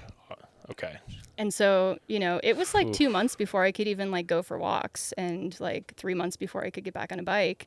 And, you know, I didn't know if I'd ever run again. I didn't know if I'd ever bike pack race again. Like I was, you know, pretty seriously messed up. Yeah. And, you know, luckily I'm a PT and I know how to treat this shit. And so, you know, I like backed up and I was like, okay, I need to do this right. I need to do this rehab right and not be stupid. And, you know, I'm really fortunate in that I did fully heal from that and was able to continue, but it wrecked the rest of my year, you know? And so when I decided to race the AZT 750 that next year, like I made a promise to myself that I was not going to continue on if I felt like I was going to sustain an injury that would, you know, wreck the rest of my year or wreck my body or whatever. And, you know, I worked really hard leading up to that race. You know, and CTR was my first one. I was like kind of pretty naive about like what it was going to actually put my body through. Yeah. But then, you know, that spring, so I raced the Pima County Ultra Cruise, which was Nate Waiwoti's old race down in Tucson. Yeah. And that was so much fun. Like I'd been going through some shit at that time with like a bad breakup, and like didn't know if I wanted to race the AZT, and I was just like sad and crying all the time, and like that race brought me back to life, and I had so much fun. I was like, okay, I can do this. Yeah. But I was ready, you know, I was well prepared for that race, and I felt amazing. Like I didn't take any ibuprofen until the Grand Canyon. Okay. Wow. And never, you know, and I had little things here and there, but, you know, because of my background and my knowledge, I was able to correct them before they became big things. Yeah. You know, a lot of these little niggling pains that we have, like it's an alignment issue. You know, like maybe we're pedaling and we're not using our glutes, and so our knee is tracking slightly to the inside, and we don't realize that until all of a sudden you're like, why does my knee hurt so bad? You know? And like that can be recovered, right? And so, you know, fortunately, when I'm not being a dum-dum, like because of what I know, I'm able to recover a lot of those things and, you know, keep myself safe essentially so that they don't turn into major injuries. Yeah. And I felt great during that entire race. Yeah. And, you know, physically, mentally, and yeah, it was kind of the perfect thing. It seems like biking is like fraught with peril for injuries because of like all of the positioning things, like compared to running. You kind of, Although people run with terrible alignment, Okay, sure. But like a lot of the stuff happens naturally, right? Because like it's a lot simpler. There's not like you're not like locked into pedals, and you don't have a seat positioning, and you don't have all these other like X factors. Yeah, it's just your body that you have to think about. But you have to sort that out. Yeah, the bike adds a layer of complexity. Yeah, for sure. I mean your shoes, I guess like you could have bad shoes or whatever that could cause a problem, but yeah, I mean your 2019 AZTR was pretty epic. So yeah, I wanted to ask about dehydration and sleep deprivation and concussions. Is there like are you like more prone to a concussion if you're dehydrated? Or is there any connection between any of those things or sleep deprived? Yeah. So yes, in kind of a roundabout way. So when dehydration is just bad news, like all around, right? And so, your tissues aren't getting the hydration they need. Your brain's not getting the hydration they need. When you're sleep deprived, obviously, you're not making good decisions. Like your neurotransmitters get messed up. And that doesn't necessarily make you more prone to a concussion if you hit your head, but it does make you more prone to crashing and hitting your head. Right. Because of your whatever. Yeah, and it certainly could, right? Like that hasn't actually been studied because as we were talking about off air, like no one's really studying sleep deprivation, in that capacity, but like when we've both experienced it, right? And probably most listeners on this podcast have experienced it. Like when you're sleep deprived, like everything else becomes harder, right? Decision making becomes harder. Like it's a lot easier to have like pain in your body. Like everything becomes amplified in a way that is harder. Yeah. And so, if you are to get injured in any way, if you like step off your bike in a funny way and twist your knee, like could that happen more easily if you're sleep deprived? Like just because of like biological mechanisms? Probably. Same thing with concussion, right? Like we know that sleep deprivation is not good for the body. We know that dehydration is not good for the body. And when our body and our brain are under suboptimal conditions and under like undue stress, like, we're definitely going to have more of a risk of injury to any part of the body. Interesting. I watch a lot of UFC. I talk about it occasionally on this podcast, but I mean that's like, talk about head injuries. These guys are getting kicked and kneed in the head. Yeah. Like all the time, and in sparring and stuff like that. And they dehydrate themselves to make weight. Ugh. Like they'll lose 30 pounds in 24 hours, or they'll regain 30 pounds in 24 hours. So they'll cut weight. They'll basically cut water weight down. 20 to 30, like there's been guys that have done 30 pounds. It's insanity. And then they're not allowed to rehydrate with an IV with saline because of performance enhancing drug policies. Oh, interesting. And at least that was the case with USADA. It's no longer regulated by USADA, but and there was a lot of talk about like perhaps that could also lead to that's why the question came up. If that actually biologically creates a different environment that's more prone to concussions. Like if Do you know if they're studying that in UFC? I don't know. Because that's starting to I should look into that. Yeah. I haven't seen any research specifically on that. But like my personal interest in research is more the endurance sports community. Yeah. And so I haven't really dove into that, but like that's really interesting, and especially in these sports where there's like repetitive head trauma, UFC, football, hockey, these types of things. What's the deal with the halo helmets in football? Do you know much about those? I don't.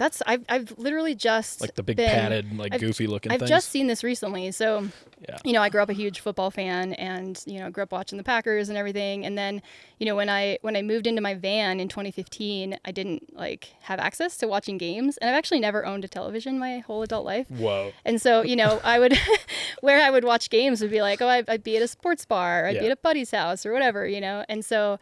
When I moved into my van, that just didn't happen as much. And so I went a very long time without watching football at all, except for when I would go home and visit my family, and my dad and I would always watch games, and it's, it's our thing. We love it. Yeah.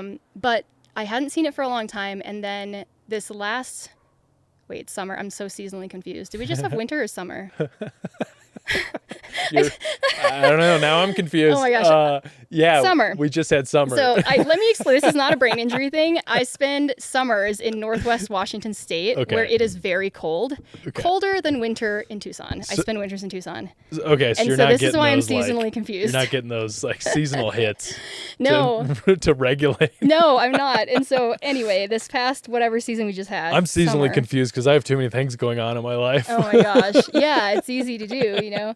But I started watching football. There, like we had this rental, and this rental came with this giant television. Yeah. And for the first like 5 months of our 6-month rental, Dan and I were like, "Oh, what is this? What do we do with this thing?" We didn't turn it on. You know, we don't watch TV. Poking at it. Yeah, we're like, we're gonna have to ask our landlord how this works, you know, and we finally broke the thing out because my van needed a bunch of maintenance, and I am like your classic YouTube hack mechanic, you know, like I love working on cars, and I learned it on YouTube, and so I needed to learn how to replace the fuel injector on my van, and so I found a YouTube video, and Dan was like, "Oh, should we put this on the big screen?"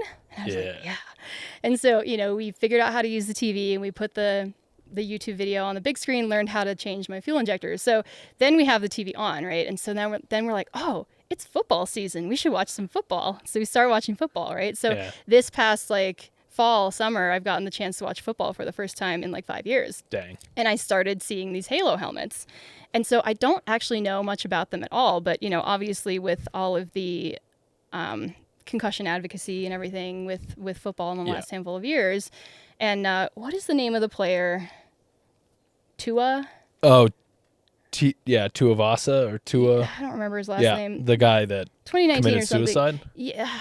Didn't he? No, he had maybe I'm thinking of the different person, but a player got a concussion, a significant concussion in a game. Oh, yeah, you're talking about the right guy. Okay, and then he came back 2 weeks later, got another concussion, and basically died on the field. Yeah, he was they brought him back. But they like stood him up, and he was like. He was like stumbling around and all confused and stuff. Yeah. And everybody was like, Jesus Christ, why is he playing? Exactly. And so that is something called second impact syndrome. Okay. And that is a huge actually thing that I want people to like take. Like if you take nothing away from this podcast, like you should listen to this right here. So if you hit your head again before your brain has healed, aka within the first 30 days, that could happen to you. Right. So second impact syndrome is just basically when the injury compounds itself. Yeah. And the extreme version is what happened to that football player. Like you could, die like instantly. Yeah.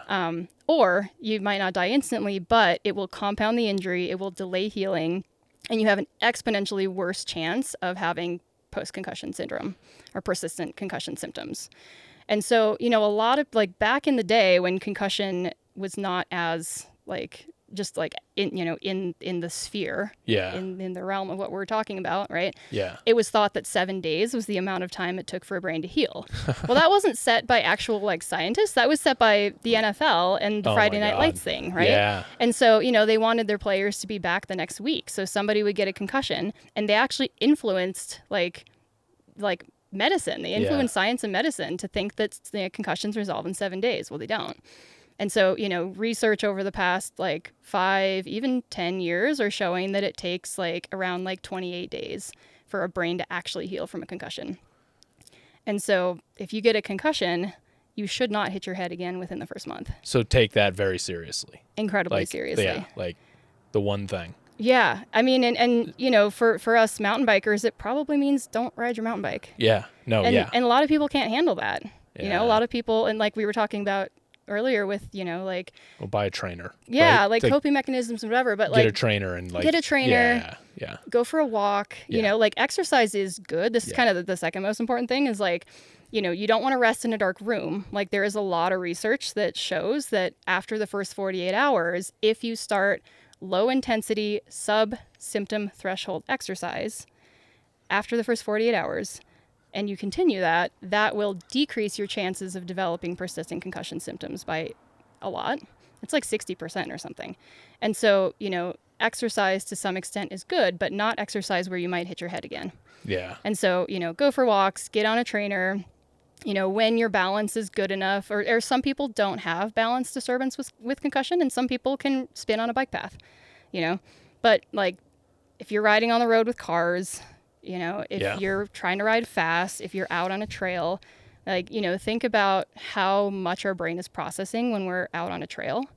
And, you know, it's like it's over 50% of our brain that's dedicated to vision, right? And so when our brain is having to navigate all of the visual input that is coming in from our environment, so, you know, the trees and whatever, like everything that's out there on the trail, plus our brain is having to regulate what's under our feet. So, you know, if we're trail running or if we're mountain biking, we're navigating rocks and roots and everything like that.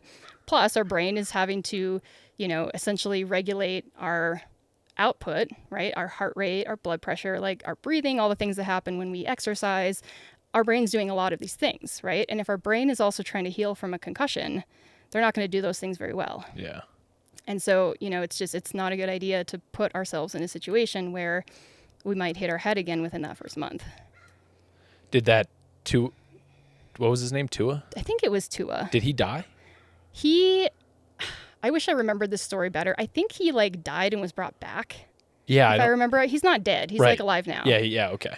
But I believe he might have had a heart attack or something, but it was related to the concussion. Whoa. And so, you know, that's another thing that a lot of people don't realize, including myself when I had my 2020 concussion, is how much a head injury can impact your cardiovascular system and the way that the brain, so the autonomic nervous system, right? So our fight flight, we always think about it as fight, flight, freeze versus rest and digest. The autonomic nervous system also controls our smooth muscle in our body. So like our vessels, our heart, you know, all of those things, that's controlled by the autonomic nervous system. Okay. And so when we get a concussion, that impacts our brain's ability to regulate our heart rate and regulate our blood pressure, regulate our heart rate variability. Like all of that is messed up with a concussion. And so, you know, that's another reason that it's really important to not just all of a sudden go back to training like we maybe did before the concussion happened. Yeah.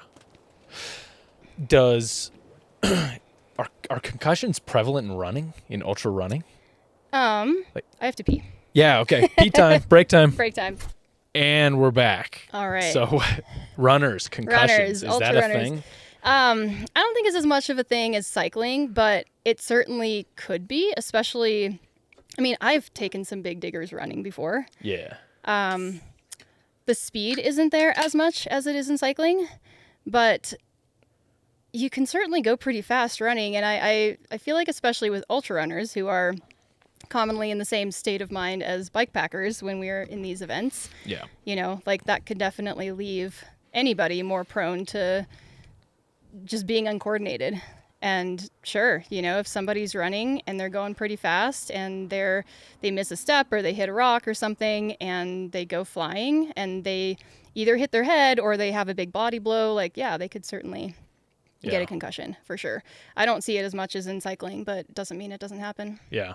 Mm-hmm. What about during mountain biking when you're like, there's like, is there any cumulative effect of just the constant freaking teeth gritting over 3 days of just like, you know, like on that like third, fourth, fifth day of something when you're just hitting every rock and it's just it's just like you feel like your teeth are chattering in your skull. Mm-hmm. Yeah, I mean, that's not enough force to produce a concussion, but there are a lot of questions being asked right now about repetitive subconcussive head trauma. Yeah, like I feel literally like I'm dumber after 3 days of bike pack race. Like I That's feel probably like the sleep deprivation. Yeah, even when I sleep, it's Really? just the swelling too. Like I get swelling pretty bad. Like I just feel, especially when I try to do a podcast right afterwards, I feel so dumb. Like just so dumb. I listen back and I'm okay. Like I'm like, oh yeah, I was actually okay. But like the perception of me in that moment is like, I'm just like, I can't put words together. I can't even think. Oh, for sure. You know, and perhaps that's the accumulation of the other things that are happening. Yeah, and I mean the vibration, that could certainly be part of it. It does cause a lot of neck issues for people. Yeah. You know, and so that's the thing, and the neck is attached to the head and the brain is in the head, and you know, so like, could that possibly lead to subconcussive repetitive head trauma? Sure. Yeah. But you're still looking for those same symptoms, right? Yeah, for sure. Yeah. Yeah, that's an interesting one. I do feel like sometimes it's, I don't know, too much. Yeah, I mean, it's hard on the whole body. It's hard on the brain, and it's also like so life-giving at the same time, you know? So it's like, I guess, you know, for me, I've kind of pre-head injury, like I kind of decided that I was going to try to do the best job that I could of kind of regulating how much I did stuff like that pushed me that hard for that long. Yeah. And I think that, you know, my expedition stuff, you know, is obviously really hard, but there's not the sleep deprivation aspect, and there's also not the competitive aspect. So maybe I'm riding or skiing or paddling, you know, 12 to 15 hours a day, but then I'm sleeping full nights, and I'm also going at a much more moderate pace. That sleeping makes such a huge difference. Such a huge difference. Recovering for 6, 7, 8 hours. Yeah, it's a game changer for sure. Yeah, and we were talking beforehand about Matthew Walker, Why We Sleep book, and all the connection between physical recovery, performance, and sleep, and what happens in your brain when you know, all of the toxins or whatever are getting washed out. Right, and how I think his big thing is the connection to long-term side effects like dementia. Yeah, Alzheimer's, dementia. Alzheimer's. All sorts of, you know, and lots of other neurodegenerative diseases as well are starting to be linked to sleep deprivation and concussion. Yeah, it's kind of wild. So, so I guess like there's a thing here where people are kind of afraid to talk about it, or there's still maybe a stigma about it. It seems to be getting better as more information is publicly available. You are going through your own personal kind of transformation, like you alluded to it earlier, about like just the thought of maybe not ever being able to do a bike pack race again. Like you got like like kind of emotional about that, it seemed. Like what can someone do? Like, okay, someone in your situation, like they have to go through a transformation of who they are. Yeah. The hard way or the easy way, you know, those are the choices. Oh yeah. You know, like either the accepting way or the like fighting it way, I guess. Right? Like these are the only kind of pathways. Yeah, I mean, or you can keep going back to the well and your like days are numbered.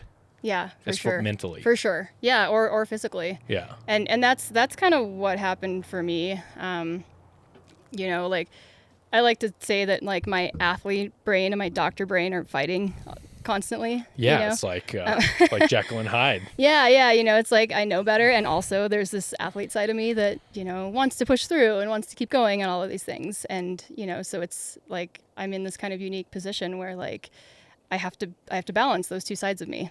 And what the reason that I say that I probably won't ever race again, when I had the concussion in 2020, I assumed that once my major symptoms had gone, that I could resume like normal training, you know, normal training for me as an ultra endurance athlete. And what I didn't know at the time, and what is pretty recently emerging in the research, and I've actually thought about going back and getting a PhD and asking some of these questions myself. What I didn't know at the time is that just because your main symptoms, like the dizziness, the vertigo, the visual disturbances, you know, the more obvious things, like just because the obvious symptoms are gone, that does not mean that you're physiologically recovered. And so what was happening is, you know, that was probably maybe like 3 months or so after the 2020 concussion. So it happened on Halloween of 2020, October 31st. Like 3 months later, you know, I was able to ride again, and, you know, the headaches were getting better, and, you know, I didn't have, like, I called it scrambled eggs brain on rides anymore, where I would basically forget where I was and not be able to read a map to get back to my van or whatever. Like, all that went away. And so immediately I was like, okay, great, I can start racing again, I can start training again.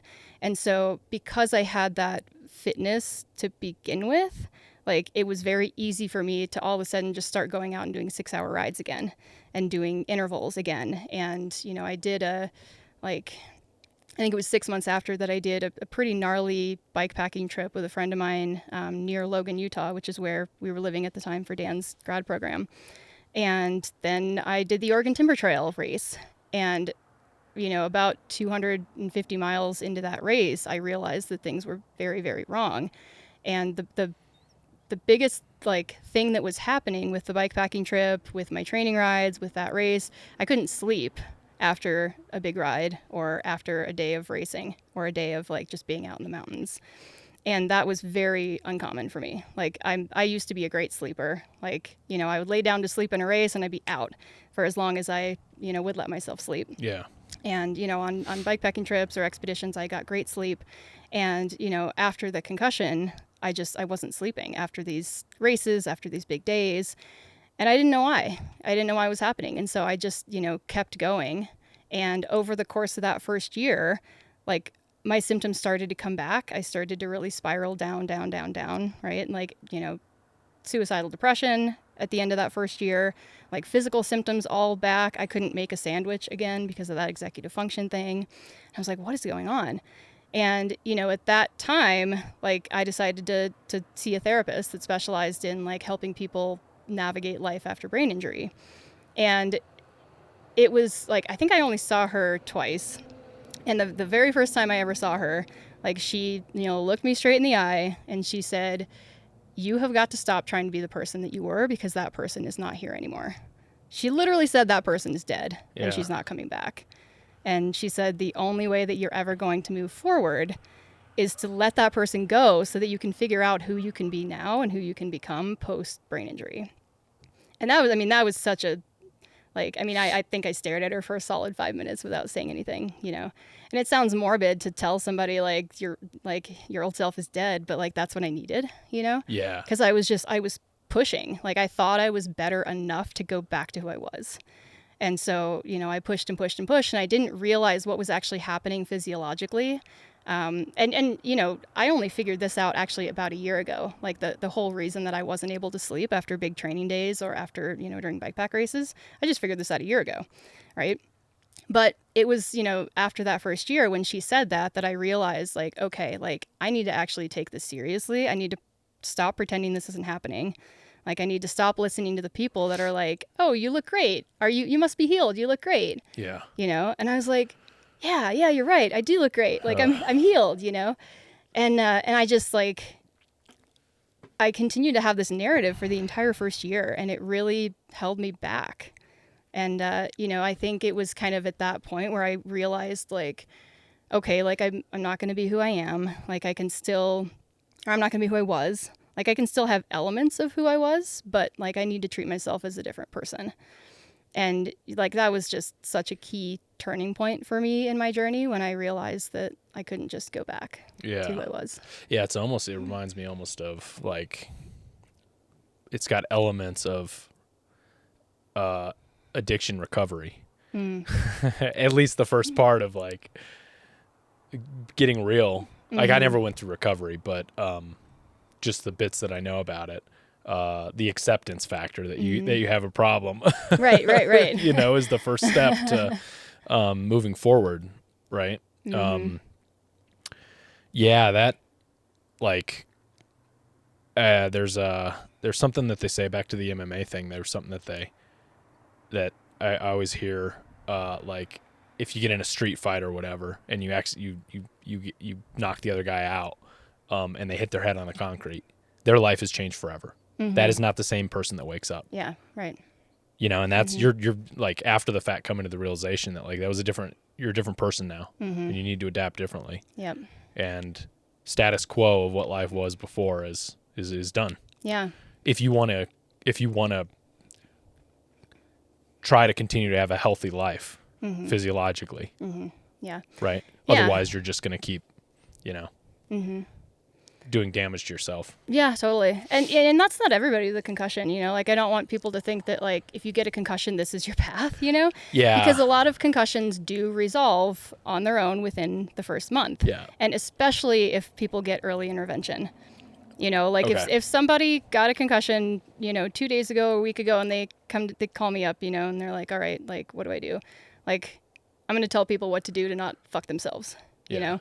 And so it's a rehabilitative injury. So if people are going through active rehabilitation, ideally within that first month, you know, the chances of you following the path I followed are a lot less. You know, so, and, you know, some people just can go about their normal life and they are the same person, but, you know, 30% of people aren't. And go ahead. I was just going to ask about the rehabilitative component of this. Yeah. Like rehabilitative, like it's a muscle that kind of can be worked. Yeah. I mean, yeah, it's not a literal muscle, but it is very similar to that. Like is the approach to the rehabilitation process like I'm sure it's nuanced and it's situational, but like, is it like kind of parallels like what physical therapy rehabilitation would look like? It's really similar. Yeah. And you know, if you think about like the functions of an injured body part, right? So like, we'll use the knee example again, right? Say like you hurt your knee, tear your ACL, whatever. Like if you don't get therapy for that, if you don't get treatment for that, like what's going to happen is you're probably going to start walking weird because you're favoring that leg. So maybe you start limping, right? And so, you know, maybe over time that knee gets a little bit better, but like now you've created back pain because you've been limping, and now you've got plantar fasciitis because you've altered your gait. Yeah. And, you know, you have all of these like downstream effects of not treating the original injury. Yeah. And those are the things that can persist for a long period of time. That's what persistent concussion symptoms are. And so, you know, it can happen injuring any part of your body. And with the brain, like the brain does a lot more than the knee does. You know, like the knee can impact, you know, a lot of places in your body, but our brain deals with vision, it deals with balance, it deals with, you know, our mood, you know, it deals with our cognition. And so like all of the factors that are impacted in a brain injury have to be rehabilitated if they're messed up in any way. Yeah. Right. So somebody comes to me and they've had a concussion. Like there are like the top 3 things that I'm going to do right away to anybody across the board.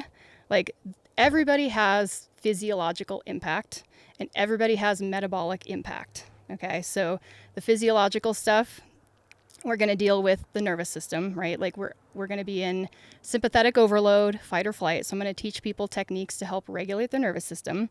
Like some easy ones like deep breathing, meditation, very physiological techniques to help calm the nervous system and help our brain learn how to shift back from sympathetic into parasympathetic. That has to be taught in a lot of people that have concussion. Yeah. So that's the first thing. Second thing is the metabolic cascade that we talked about earlier, right? Yeah. This is something I didn't do a good job of my first time around. I've never really been a supplement person. Like, you know, supplements aren't regulated. It's not really known how much of the thing is actually in there. And so I've always kind of poo-pooed supplements. But, you know, the fact is, like, there are, like, hormones and neurotransmitters that are completely interrupted and out of whack when you hit your head. And so now, knowing what I know, if somebody comes to me with a concussion, you're going to be put on creatine. You're going to be taking magnesium. Like, you're going to be taking vitamin D, vitamin A. Those 2 things are going to protect the gut, right? So if you take those prophylactically when you first get a concussion, you're going to be less likely to develop leaky gut. Yeah. Let's see. B vitamins are another big one. There's a handful. I have a list of stuff I wanted to ask you about. Yeah, there's a handful of curcumin, nutritional, for inflammation, right? So there's a bunch of nutritional supplements that will help address that metabolic, neurometabolic cascade that's going to do a lot of damage. Yeah. And so, you know, you come to me 2 days after a concussion, like, I'm going to recommend all of these different things. And then the other thing I'm going to recommend to every single person across the board is what I talked about earlier: low intensity, sub-symptom threshold cardiovascular exercise. Yeah. So breaking that down a little bit, what that's probably, and that it looks different for everybody, but what it's likely going to look like, and you know how I kind of walk people through this, there is a standardized test called the Buffalo Concussion Treadmill Test that you can use to establish your threshold. And you know, if someone is coming into a clinic where there's a treadmill at a concussion specialist office, we can go through this test. You don't have to go through this test. You can figure it out without that. But essentially, you know, you're going to go out for a walk. You're going to, you know, note your symptoms, right? Like, okay, what's my baseline level of dizziness? What's my baseline headache? You know, say it's like a 2 out of 10 or whatever. And then you're going to wear a heart rate monitor. You're going to increase your speed or, whatever. You're going to walk up a hill or go a little bit faster. And then you're going to basically note when your symptoms start to increase or come on if you don't have symptoms. And it's okay to get your symptoms like 1 or 2 points higher, right? So like say I'm at a 2 and I start, my heart rate's maybe like 80, and then I start walking up a hill, my heart rate goes up to 95, and all of a sudden like my 2 headache goes up to a 5. Okay, now I'm going to come back down, right? And so you're going to take a note of where your heart rate's at when those symptoms start to increase above 1 or 2 points. Okay. Then you're going to take that down a little bit, and that's going to be your exercise threshold. So say you start to get a headache or increased headache, increased dizziness when your heart rate is at 100 beats per minute, right? So we're going to keep you at 80 beats per minute, and then we're going to gradually push that threshold. So like those are kind of the top 3 things, like nervous system regulation, like dealing with some of the like hormonal and neurotransmitter deficiencies, and then sub-symptom threshold exercise. Those are the top 3 things. Past that, there are 5 what are called kind of like sub-classifications of concussion. And let's see, those are like visual, so the oculomotor system. And it's not like visual acuity, right? It's the way that your brain processes visual input from your environment. So that is a very, very common one to be messed up with concussion. So visual/oculomotor, which is basically just the muscles of your eyes. That's a big one. Vestibular is another one, and that's dealing with your inner ear, dealing with balance, dealing with proprioception, which is our body's knowledge of our position in space. Okay. Cognitive is a big one. So again, that executive function piece, emotions and mood are another big one. And then, physiologic is the other one. So, within those subtypes of concussion, like I'm going to evaluate all of those different things. And most people have all of those things. Some people have more of one than the other. Some people only have, visual. That's the only thing they have. And, basically at that point, we treat what we see. So, at that point, the rehab becomes like challenging the person so that their symptoms in whatever aspect that is, whether that's like their dizziness, vestibular stuff, whether that's their balance, whether that's their vision, whether that's cognitive, whether that's emotional stuff, like we challenge them a little bit and then we back off. Yeah. And we challenge a little bit more and then we back off. And with that, it's the same thing as rehabilitating any other part of the body. Totally. Right? Totally. If you've got a knee injury, like we're not going to send you out to run a marathon for your therapy. Right. We're going to give you some corrective exercises and then we're going to increase when you start to have improvements. So It's the same exact process, only we're dealing with the functions of the brain rather than the functions of like a knee. So interesting. It must be you slotted in so well to this. Not only because of your passion, because of your personal experience, but like it seems like it really parallels the same protocols. Yeah. Pretty well, just in a different, slightly different exercises. But it's very interesting. So there's a couple other supplements I wanted to ask about on the supplement side of things. NAC, it's in acetylene L-cysteine. Do you know anything about that? Yeah, that one is not as well researched. Okay. Yeah, I don't know much about it. It's starting to be studied, but it's not one of the more researched ones. Okay. Yeah. I think people do like NAC infusions and stuff. Like, I don't know. Creatine's the big one for me that I'm like most curious about because there's been like some recent research about the link between creatine and cognitive improvements after sleep deprivation. Yeah, that's huge. About those? Yeah. So creatine is definitely a big one. So, and that has a number of benefits. So it's neuroprotective. And so for people who are doing sports or activities where they are probably going to be prone to concussion, like mountain bikers, like the dose of that's recommended is between 5 to 10 grams a day. Yeah. Just prophylactically. Right. After a concussion, and this has actually been very well studied, the recommendation is to up the dose to around 20 grams a day. Whoa. Yeah, which is a lot. What are the downsides of taking 20 grams of protein a day? Have there been any? Of creatine? Yeah. Sorry, creatine, not protein. Sorry. No, not that's been shown in the research. Yeah. I've personally been doing that like for the past month. And so, that's the other thing is like, do I have to do this for the rest of my life? Like, no, you know? Yeah. What I am doing, and probably what I would guide people to do, is for that first month when your brain is trying to re-regulate itself, because our brains want to be healthy, right? Our brains want to return to the point where they can, you know, produce all their own stuff. Yeah. But in that first month, like that's when I would recommend like upping the doses to the like post TBI recommendation dose. And for creatine, it's 20 milligrams. 20 grams. Grams, thank you. Yeah. Yes. Yeah, we're good. Yes. We're even now. Yep. Yeah, because that was the dosage recommended for sleep deprivation. To have better. I guess you would take it like the morning of, or going into the sleep deprivation, and to have like a less impairment later on in that day. Yep. So making better decisions. Yep. Like, I find with the sleep deprivation, I make terrible decisions at like resupply. It like really gets me bad there. You know, where I actually have to like do math and stuff. Oh, for sure. For calories. Yeah, I don't do math, man. I take my phone out and I have I am so meticulous about calories in races. Okay.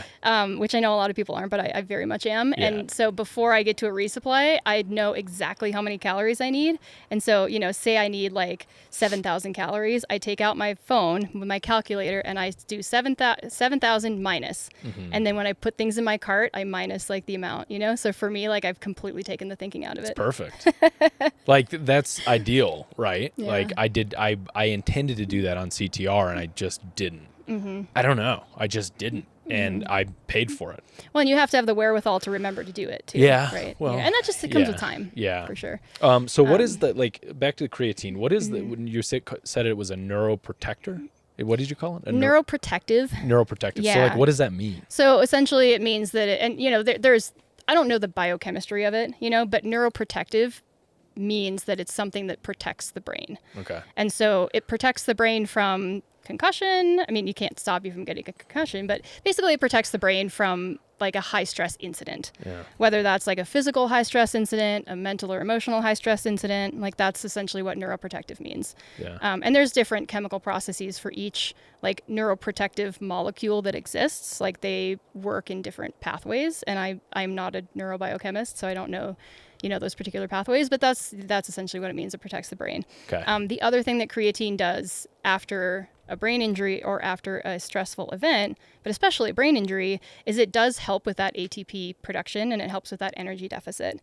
And so, you know, the mechanism by which it helps, I'm not entirely sure, but I believe it has something to do with helping the brain to switch from using the secondary energy creation pathway back to the primary energy creation pathway. Yeah. And it also gives the brain, helps the brain create like a store of ATP.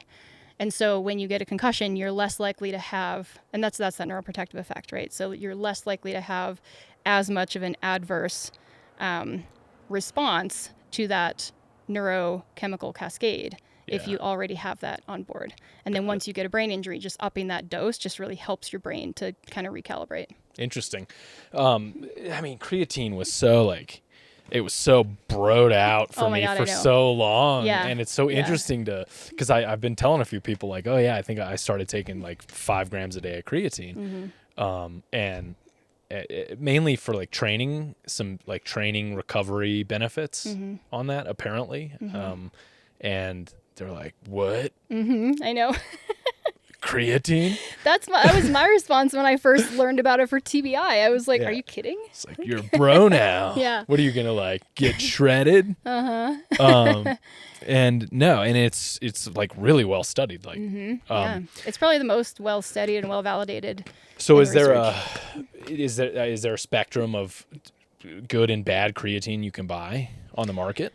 I'm sure there is. Okay. And that's the tough thing about supplements, right? And this is why, like, in the past, I've always been really averse to recommending them, to taking them myself. Like, it's an unregulated industry. And so, like, I don't know. Okay. You know, like, when you go to buy something, you're like, how do you, I mean, so, you know, there's a few things you can do. Like, you can actually send something into a lab for independent testing. Right. I don't know if you were aware of, like, the recent scandal in ultra running with the gel that didn't have as much carb as it was supposed to have. Are you familiar with that? Spring Energy. I'll say it. Yeah, exactly. I would say it, but I don't remember the name. Anyway, like, that's how that was found out, right? Third-party verification. Somebody sent it into a lab for testing, right? And so you could do that with supplements. Yeah. I have not done that. Well, professional athletes do it all the time because so that they don't get tainted supplements. Makes sense. That are, have whatever, some sort of steroid in them, or it was mixed in a vat that had steroids, and so now they test positive on a test. And that's super important. Yeah. What I am planning on doing, so this recent concussion, I don't know if we said this already on the podcast, but I've had, since my 2020 concussion, I have had 2 more concussions both this year. Had one back in the spring and just had one about 3 weeks ago. You got hit in the head with a metal roof, piece of a metal roof? That was the one in the spring. Oh my God. A piece of camper roof ripped off in a windstorm and hit me in the head. Like an aluminum, the aluminum, Jesus. Yeah, and then this most recent one was getting hit in the head with a ladder. How did that happen? Bad decisions were made on a construction site. Okay. Essentially. Yeah. We were on my partner and I own property up in Darrington, Washington, and also down in Catalina, Arizona. But we were working on, I don't even know what we were doing. We weren't actually doing construction. We were like up on the property trying to like take a tarp off of a shed or something. It was dark and we weren't wearing helmets because we weren't doing construction. We were just like fixing this tarp that was on the shed. Yeah. And, he was up on the ladder. I think he was on the ladder, or maybe our friend Maddie. We had a friend out there with us. She might have been on. So someone was on the ladder. I was holding the ladder. The thing finished. They came down from the ladder. I turned around to walk away from the whole thing. And Dan apparently picked up the ladder, went to walk around the corner, like didn't think I was anywhere around him. I didn't think I was anywhere nearby. And all of a sudden, as I'm walking away, I feel like I get hit in the head with a sledgehammer. Yeah. And I went unconscious and, fell, hit the ground, like whiplashed myself because I was not conscious falling and, whiplashed myself. And I wasn't out for that long, but I like came to, and Dan and our friend Maddie were like looking at me, yelling at me. And I'm like, why am I on the ground? And, my head just hurt really bad. And, it's just like making bad decisions. Like when it's dark, like we don't have very good peripheral vision. And of course we're wearing headlamps, but like he's carrying a ladder and doesn't see that I'm over here in the periphery walking away. Yeah. And I'm over here walking away and I don't see in the periphery what's going on over here, And so, it's just a series of like hastily made non-decisions that resulted in an unfortunate accident. But like you can't you can't nerf the world either. No, you can't. You can't. And, like but sometimes this I stuff kind of happens. want to try. I know, but like, so look, I work at a large university, and the safety protocol there is unreal to the point where nothing ever gets done. Yeah. But it's all about injury avoidance. Right. Right. And it's all about like preventative everything. Like the ladder training there is so insane. Like the levels that you have to go through, and when you have to tie off when you're on a ladder, it's like if you're more than like 6 feet up or something, you have to tie off on a ladder. I mean, it's like crazy. And I grew up around construction, and I grew up around like, totally unregulated, like Cowboy construction, totally. For sure. And so to go here, it's like, number one, you realize, God, this is why nothing ever gets done, because there's got to be 8 people to run a crane forklift or whatever, right? Like, and but number two, like it's positively a great environment for safety, right? And I'm like, I work in an industry where we have paper cutting equipment that can literally shear your arm right off if you don't. Jeez. Like we have a thing called a guillotine cutter, and it's a 44-inch blade that's like 2.5 inches thick. And it's just sharpened to a diamond point. And that thing can cut through stacks, 4-inch, 5-inch stacks of paper, right? Hundreds of times a day, every day of the year. Like it is like an industrial death machine. Yeah. Right? Wow. And it's got a bunch of safety stuff built in. Like you have to press 2 buttons to bring the blade down, so you can't have your arm up under there, right? Because they will literally go through your arm, like just chop your arm right off, right? And we don't like operate it with more than with only. You have to have at least 2 people in the area so that if somebody does injure themselves and they're shooting blood out. But I've thought about like, and we wear safety glasses because there's projectiles, and we're always trying to like get people to be more compliant with the safety glasses, and we're constantly like managing this risk of injury, right? And there was an unfortunate death there a couple years back where something got missed and there was like a horrible accident that happened, and there was like a surge of safety stuff after that. You know, like everybody was like, we're going to do safety now. And then it kind of like slowly like tapers off into like this kind of, and then an accident will almost happen, or they'll have a whole bunch of workman's comp claims or something. And then it'll be a spike in like the safety protocol, you know? But I think my original point was like, there's like a balance between like living your life and nerfing the world, you know, for you. For sure. And sometimes some of this stuff just happens and you just have to like accept it and make good decisions. I guess really the big takeaway is like that 30 days afterwards, like recognize it, don't ignore it. Don't just like think, oh, it'll get better and avoid it. Do something about it. Yeah. Probably even lean on the side of like, if you have health insurance and stuff and like it doesn't cost you an arm and a leg, maybe preventatively be a little more cautious, because you'd rather, would you know, do you think like if you think you're even close to something, a brain injury, a concussion, like go, it's okay to get it checked out. Like if you think you might possibly have, oh yeah, for sure. Like don't wait until you're thrown up. Yeah, totally. Yeah. I mean, the only downside to that, honestly, is being like actually needing care and not getting it because you get a provider that tells you to go home and rest. They're like, oh, it's this hypochondriac again. That's the downside, you know, because they've been in here 6 times in the last 2 years because they thought they had a concussion. Yeah, and that's kind of why like I try to keep people out of ERs that have concussions, because like for sure if you have the red flag signs, like go, you might have a legit like hemorrhage, you know. But for the people that have a concussion and don't necessarily, like, imaging is not going to tell you anything. Like, you're not going to see those neurons shearing on standard imaging that you have in the hospital. Yeah. But if somebody doesn't know any better, they're going to go in there and they're going to, you know, get an x-ray, an MRI, you know, maybe, and they're going to be like, oh, you're fine. And then the person's going to think they're fine. Then they're going to go out and get on their mountain bike 2 days later, crash again, get another concussion. Right. You know, so like that's the biggest peril of that. But, you know, if like, I feel like when people are more educated, like I'm really hoping that, and, you know, this is why I contacted you. Like, hey, can I come on your podcast and talk about concussion? Because, like, you know, I don't have a huge platform, but every person who talks about it more and actually gives education in the right, like, gives the right kind of education, like, the more people that are going to actually know what to do, right? So, like, yeah, if you crash your bike and you're having some pretty massive symptoms and you were like, oh, do I maybe have a brain bleed? Like, yes, go get checked out. But if the person says, okay, you don't have a brain bleed, you don't have a skull fracture, you're fine, go home and live your life, or, okay, you have a concussion, go rest in a dark room, know that that's bad advice. Yeah. And, you know, like, if that's what they tell you, take it as, great, I don't have a skull fracture or a brain bleed, but if I'm having symptoms, I need to go and find a concussion literate provider to actually get, you know, good treatment from. What about these people? Okay, I know a couple people, one I will name, one I won't name, that one's Lindsay, and she was public about her situation that happened over years, and I forget which episode that was, if you want to go back and listen to the audience. It's been years for her. Is there still a window for her to, you know, I think she was put on Wellbutrin, which seemed to help with some of the dysregulation of the, it was the dopamine, norepinephrine. And norepinephrine. Yeah, exactly. Yeah. So her subtype of concussion would be anxiety and mood, right? That was her biggest symptom that extended.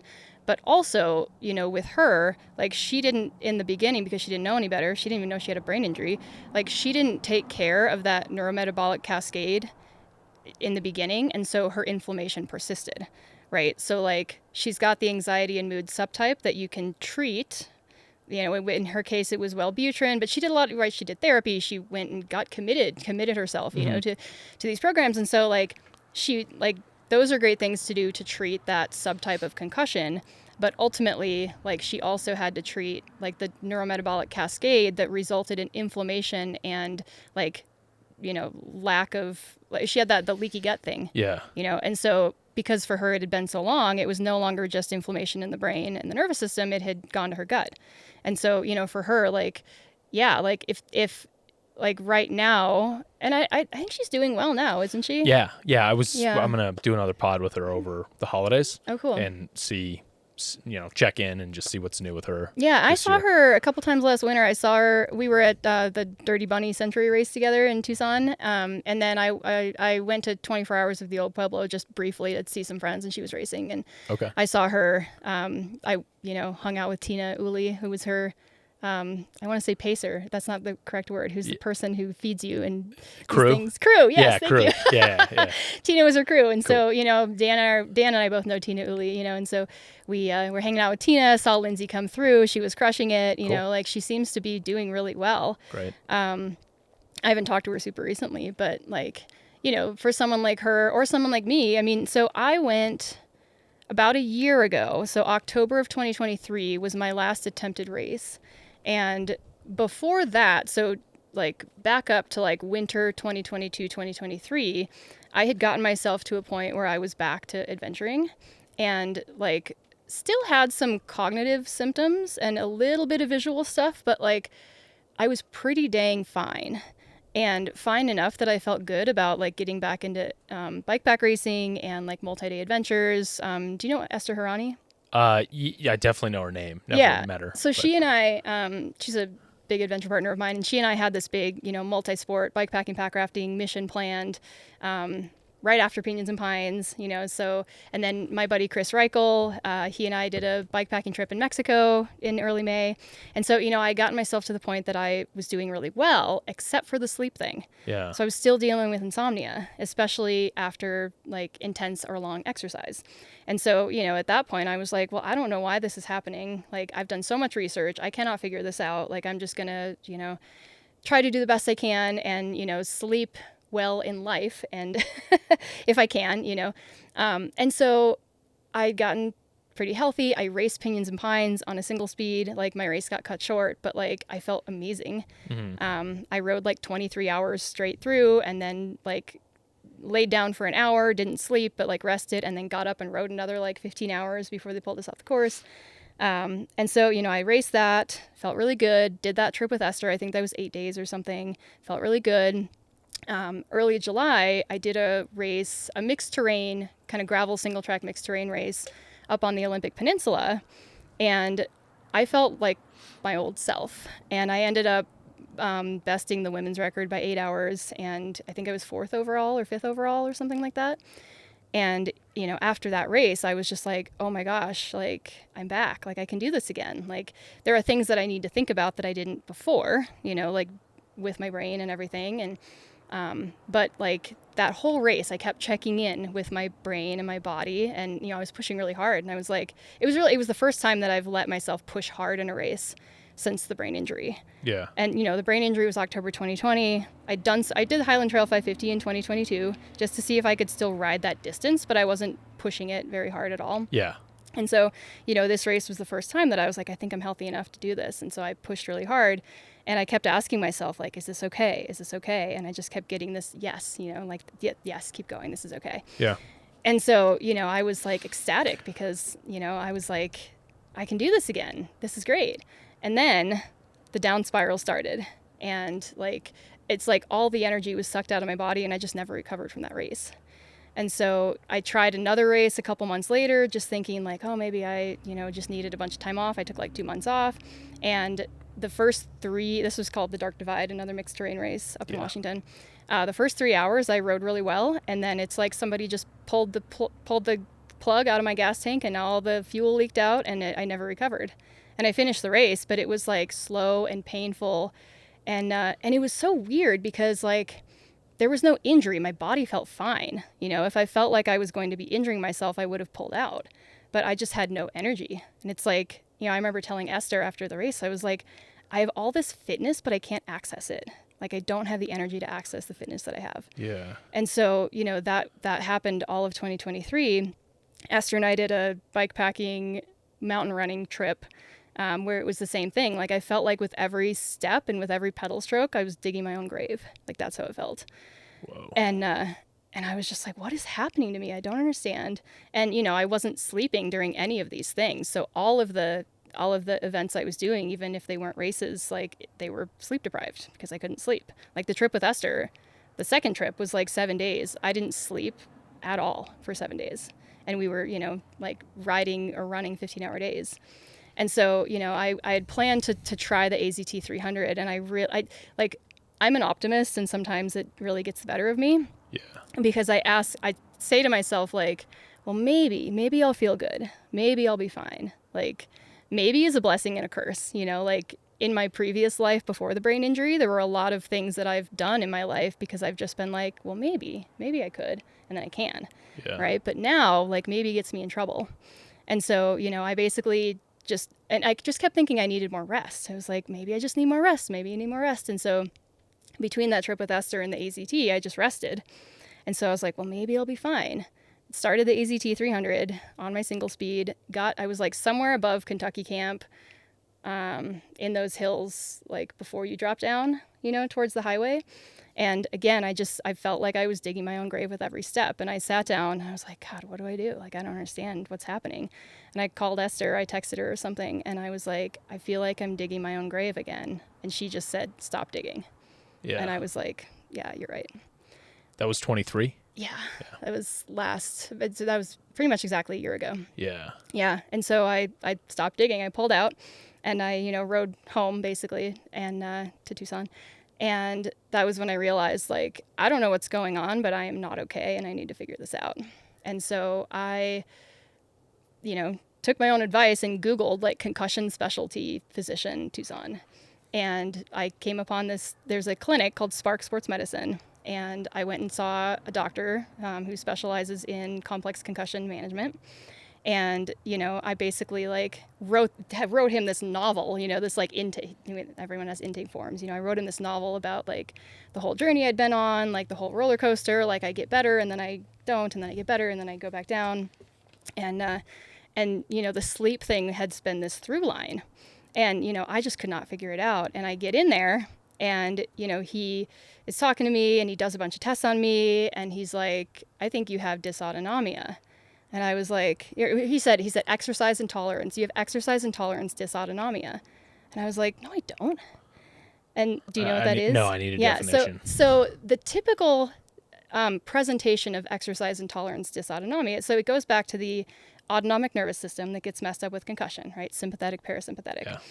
And the way that usually manifests when somebody has it like exacerbated by exercise is when you exercise, you can't control your heart rate. Either your heart rate will go really high or it'll be really low and you can't get it up. You'll have symptoms like dizziness, nausea, headaches, like you feel really shitty, right? Yeah. And so in concussion rehab, a lot of times you have to push people through that a little bit because it doesn't feel good to exercise and so people don't want to. But the cure for exercise intolerance dysautonomia is exercise. It's just sub-symptom threshold, right? Yeah. And so, this was my knowledge of exercise intolerance dysautonomia, which I had in the very beginning, but had long since recovered from. And so what he explained to me is that my insomnia was a manifestation of exercise intolerance dysautonomia. Okay. And so he explained that what happens when I over-exercise, and I'm giving air quotes to people listening, like over-exercise is relative, right? For me, at the time, we didn't really know what it was, but we guessed it was maybe around like 5 to 6 hours based on what I've been telling him. So when I got more than around 5 or 6 hours of exercise, or when I did a shorter duration intense exercise, my brain would get stuck in sympathetic nervous system and would not be able to switch over into parasympathetic to let me go to sleep. And I wasn't feeling, like a lot of people feel when they're in sympathetic overload, right? Maybe like that's what anxiety is, right? Like anxiety is sympathetic nervous system overload. Yeah. Or like, racing heart rate or nervousness or, like I didn't have any of that. Like I would lay in my bivvy completely comfortable. I love my bivvy. I love being out at night by myself. I've never had a problem with fear of that at all. And, so I'm laying there super comfortable. I will have just done a really hard thing all day. And I'm like, I can't wait to just drift blissfully off to sleep. And then I don't. It's like my brain is just awake. Yeah. And I'm not having ruminating thoughts. Like my brain will sing me songs, like all the songs that I heard on the radio in the 90s, and it would keep me up all night long. And apparently that is a symptom of dysautonomia, and I had no fucking clue. Yeah. And so, I thought he was full of shit. Like I kind of wanted to be like, you don't know what you're talking about. I don't have this. And then he explained it, and I was like, huh. And then he put me on a treadmill and did a stress test on me, and he checked my heart rate variability, and a bunch of other things. He had me hooked up to all these sensors, but the two big ones were heart rate variability. There were a couple other things, and he tested pre-exercise and post-exercise. And this was like very short duration treadmill test, but it was intense, right? Like I was running. I think I was up to like nearly 180 beats per minute, and I had no symptoms. I was like, I feel great. I could go all day, Stopped the test, retested me for all these physiological signs, and I was totally out of whack. And so that was my physical proof that he wasn't full of shit. Yeah. He's like, here, you don't believe me? Here's the proof. And I was like, okay, I get it. Yeah. And so like, that's the moment when I realized that like I had been fucking myself up for the past 3 years. Yeah. I have to pee. Whoa. Okay, break time. And we're back. So you identified, this doctor helped you identify this dysregulation. Mm-hmm. So then what happened after that? So, I mean, my mind was blown. I was like, how, this is crazy. Like, is this possible to reverse? And, he said, well, you've been effectively fucking yourself up for the past 3 years. So it's going to be hard, but it's not impossible. And, he said that he has personally worked with, and in the research, like it's shown that even people who have had persistent post-concussion symptoms for years, who have not gotten proper treatment, especially those who have not gotten proper treatment, if they get proper treatment, it can still help them. Okay. And so he said, I know that we can help you get better than you are. I don't know if you're going to get back to the way you were before because you've been doing it wrong for 3 years. But it's certainly worth a try. Like we can make it better than it is. And so essentially what he started me on was like step 1 exercise protocol. I had to like let go of like anything training. He also said, he's like, I don't want you to think about signing up for a race, going on a multi-day adventure, or training for the next year. Yeah. He's like, you just need, if you want to recover from this, if you want any hope in recovering from this, you have to take all of that out of your mind and just focus on rehab for at least the next year. And I was like, okay, I'll try. And so we started out with literally 15 minutes of spinning on the trainer, keeping my heart rate under 140 beats per minute. Okay. And, increasing that little by little, but then also increasing other aspects. So like, when you treat concussion and all the different aspects of it, like there's, the visual, the vestibular, all of that stuff. And so, all of that stuff affects the autonomic nervous system. So if your autonomic nervous system can handle spinning on the trainer at 140 beats per minute, then you want to add some like visual things, right? So like maybe I'm doing a saccadic exercise, which saccades is basically flicking your eyes side to side while you're keeping your head steady. Interesting. Right, so then you're doing saccades, and then that gives because now your brain has to manage that while it's also managing your heart rate, okay?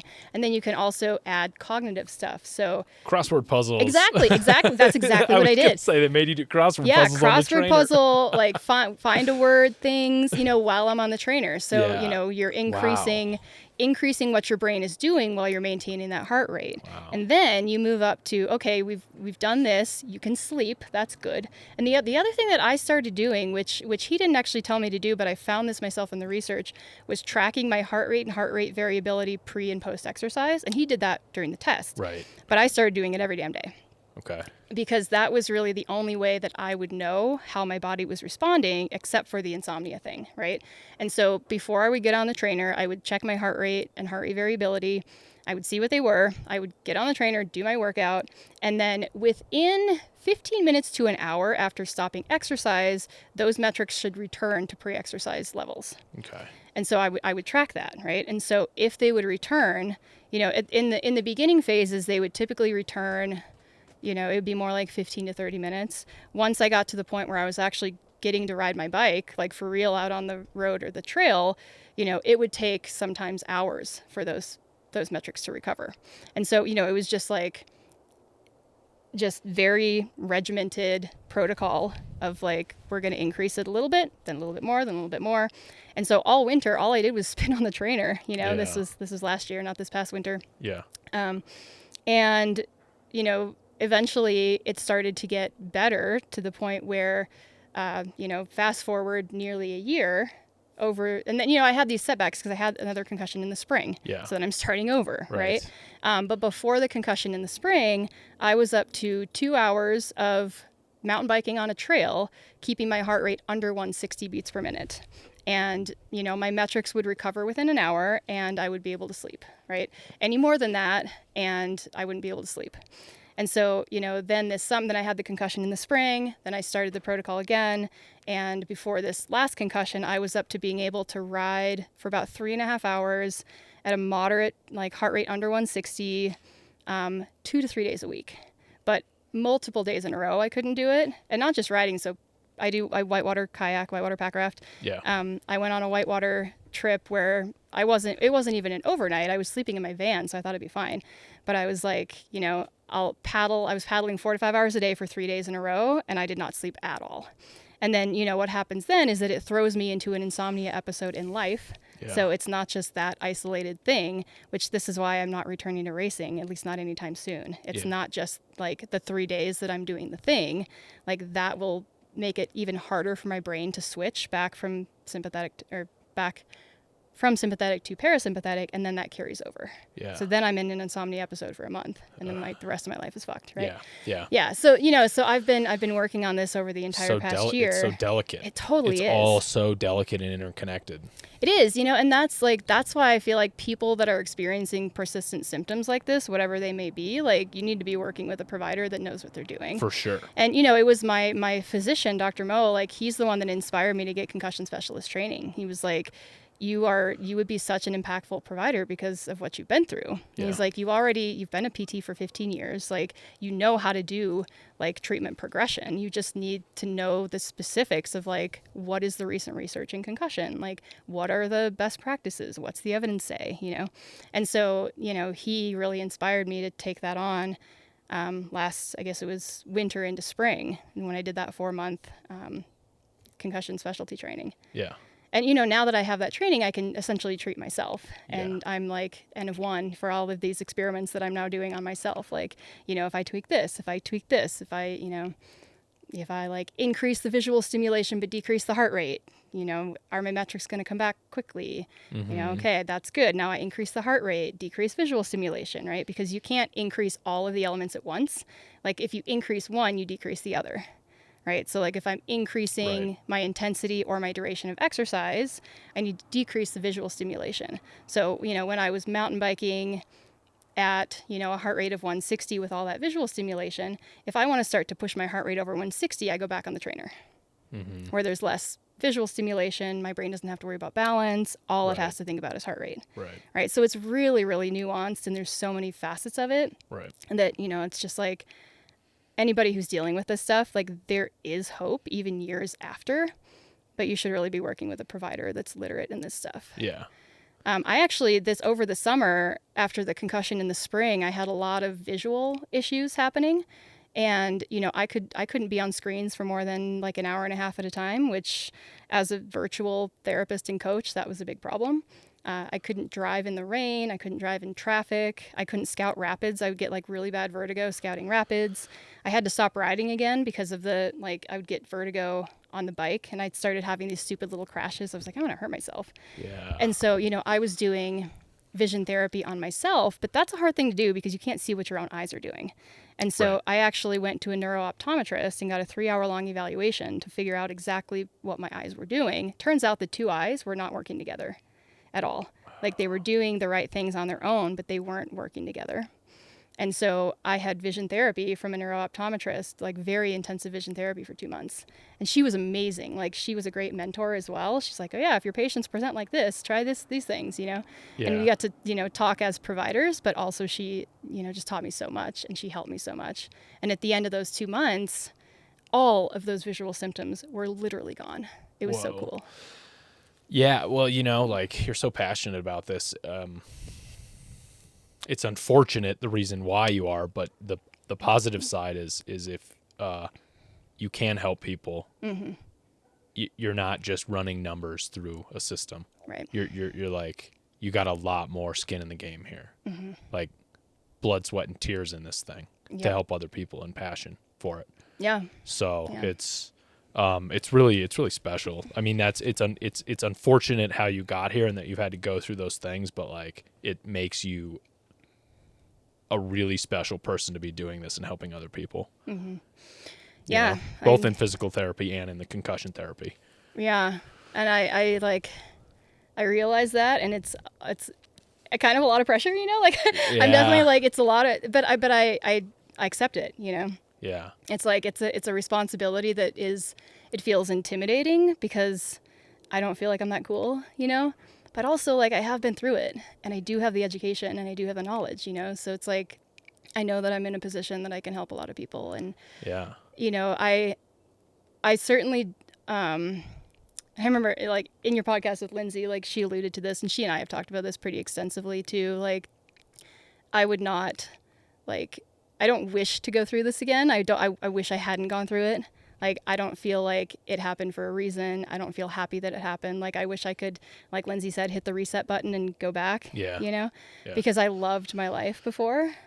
And a lot of what I had is gone. Yeah. And at the same time, like one of my basic, like fundamental beliefs as a person is that it's possible to mine for gold nuggets in the dark caves of life. Yeah. I've said that before. I wrote that down. I didn't know if it was going to come up or not. Yeah. It's like, if we mine enough in the dark caves of life, we can find gold nuggets. Yeah. Yeah. Yeah.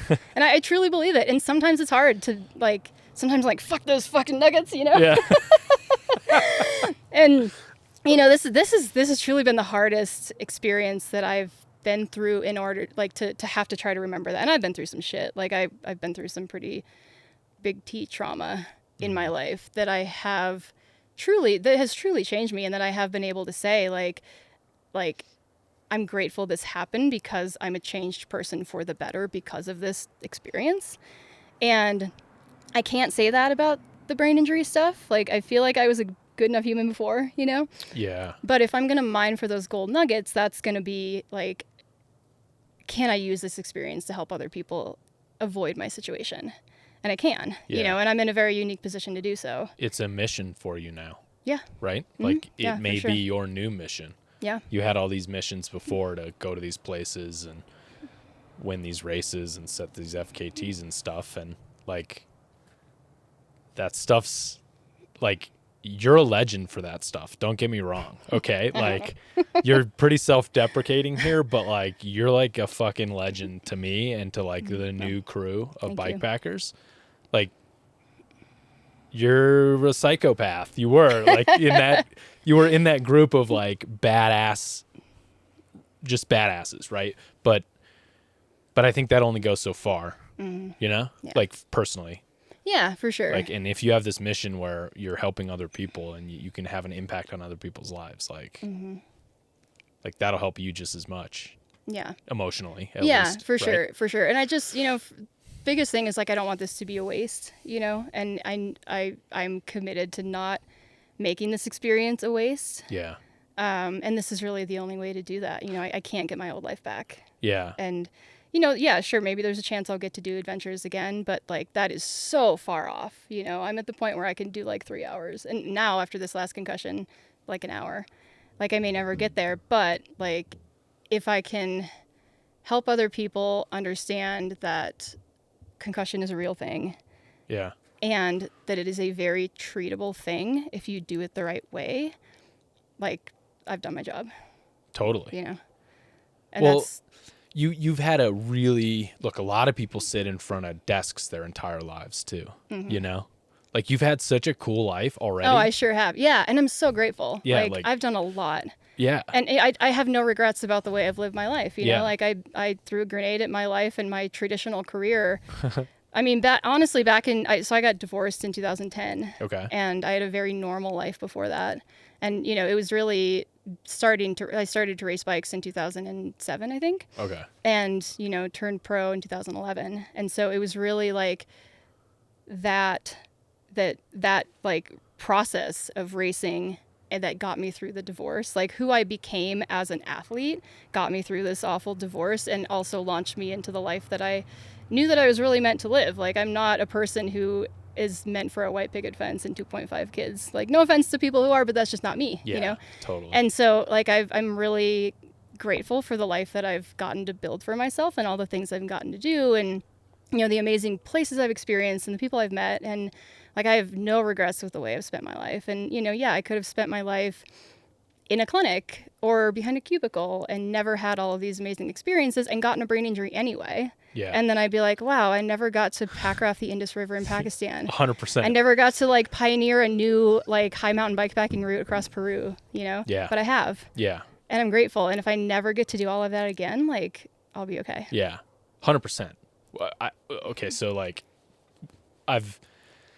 my family and my parents and my in-laws, they're always like, you're going to be not able to walk when you're this age or that age. You're going to be, and you know, and like, some of them aren't in the greatest of shape now, and they didn't get to do all this crazy shit that I got to do. Mm-hmm. Right. So just like your philosophy, like, I'm going to suck it up while I can. I'm going to hoover up these experiences while I can. And if it has a downside on the back end, at least I did it. Yeah. You know, because it's probably going to happen. Like, whatever that, the suffering down the line when I get older is probably going to happen either way. So at least I can say I did some fun shit along the way. Totally. Right? Because like, I mean, to be honest with you, a few years back, like, I was going through a bit of like a mini early midlife crisis on like mission and purpose and where do I land in this whole thing, you know?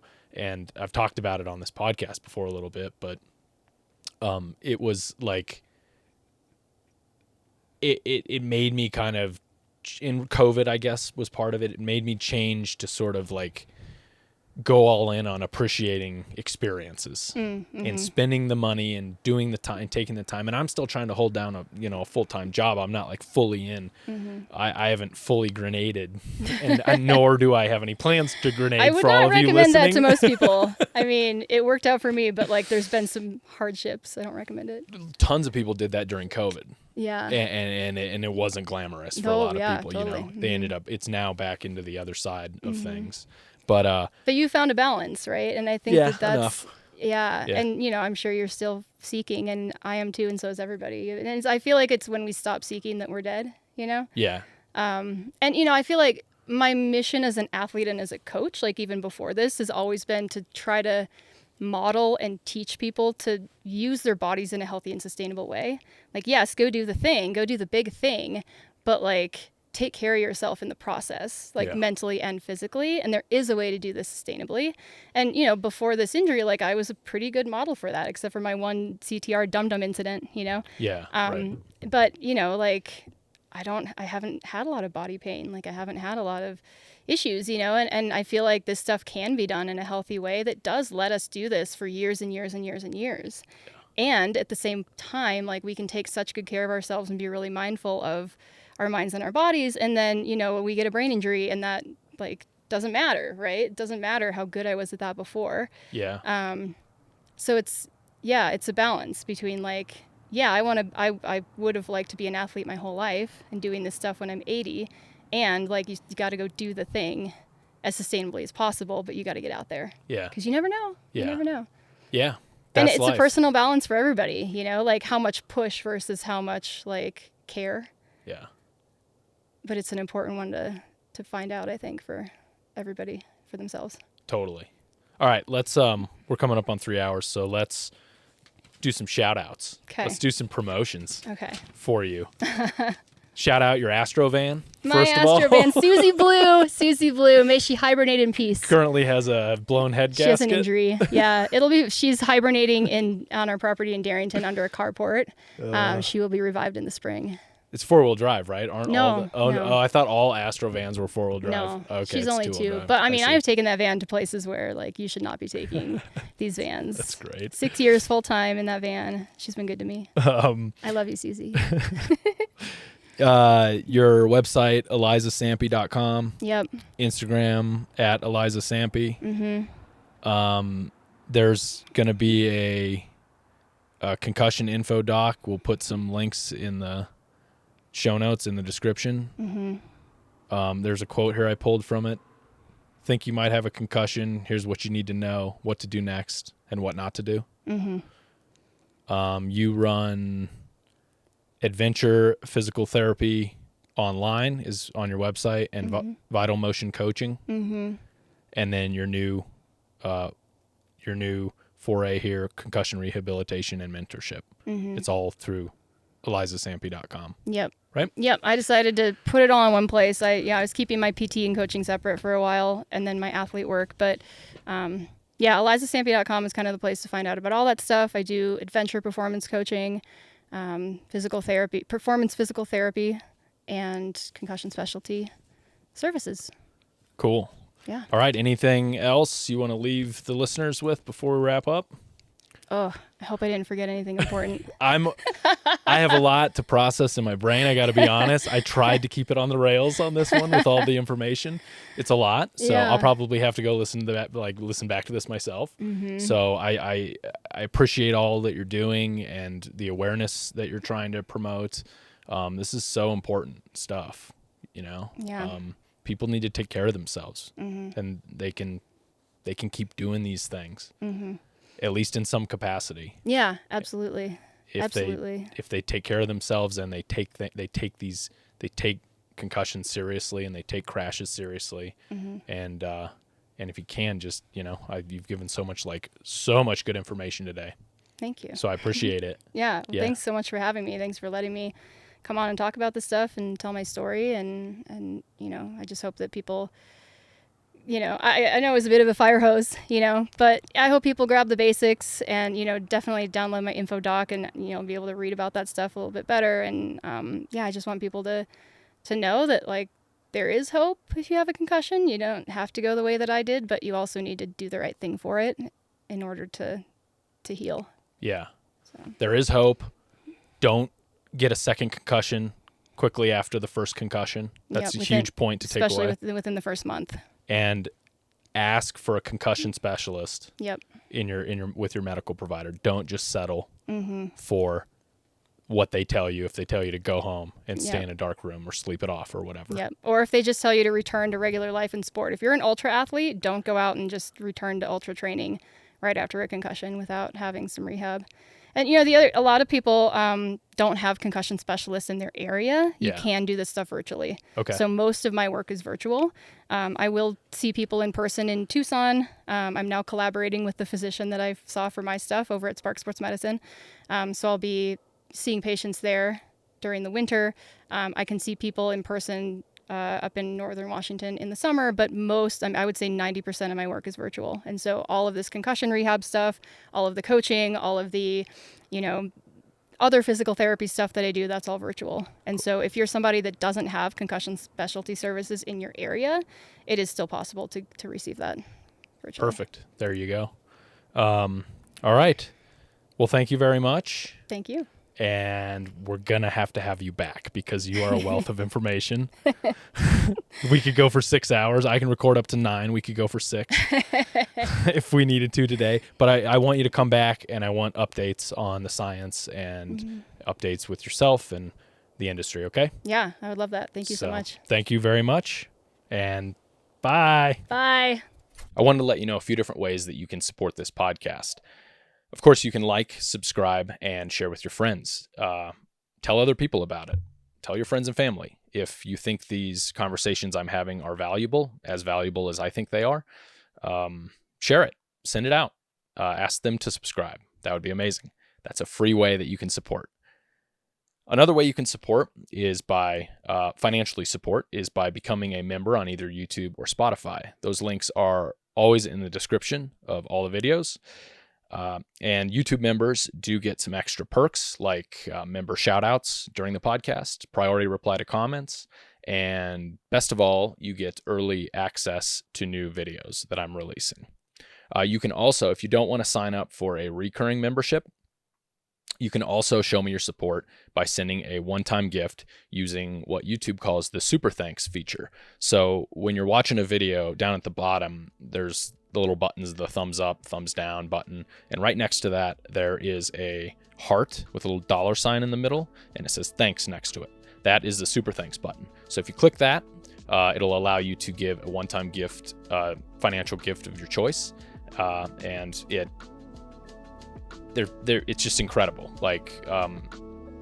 seeing the support that I've gotten so far from both members and from Super Thanks is just amazing, and it is definitely allowing me to keep this thing rolling down the tracks.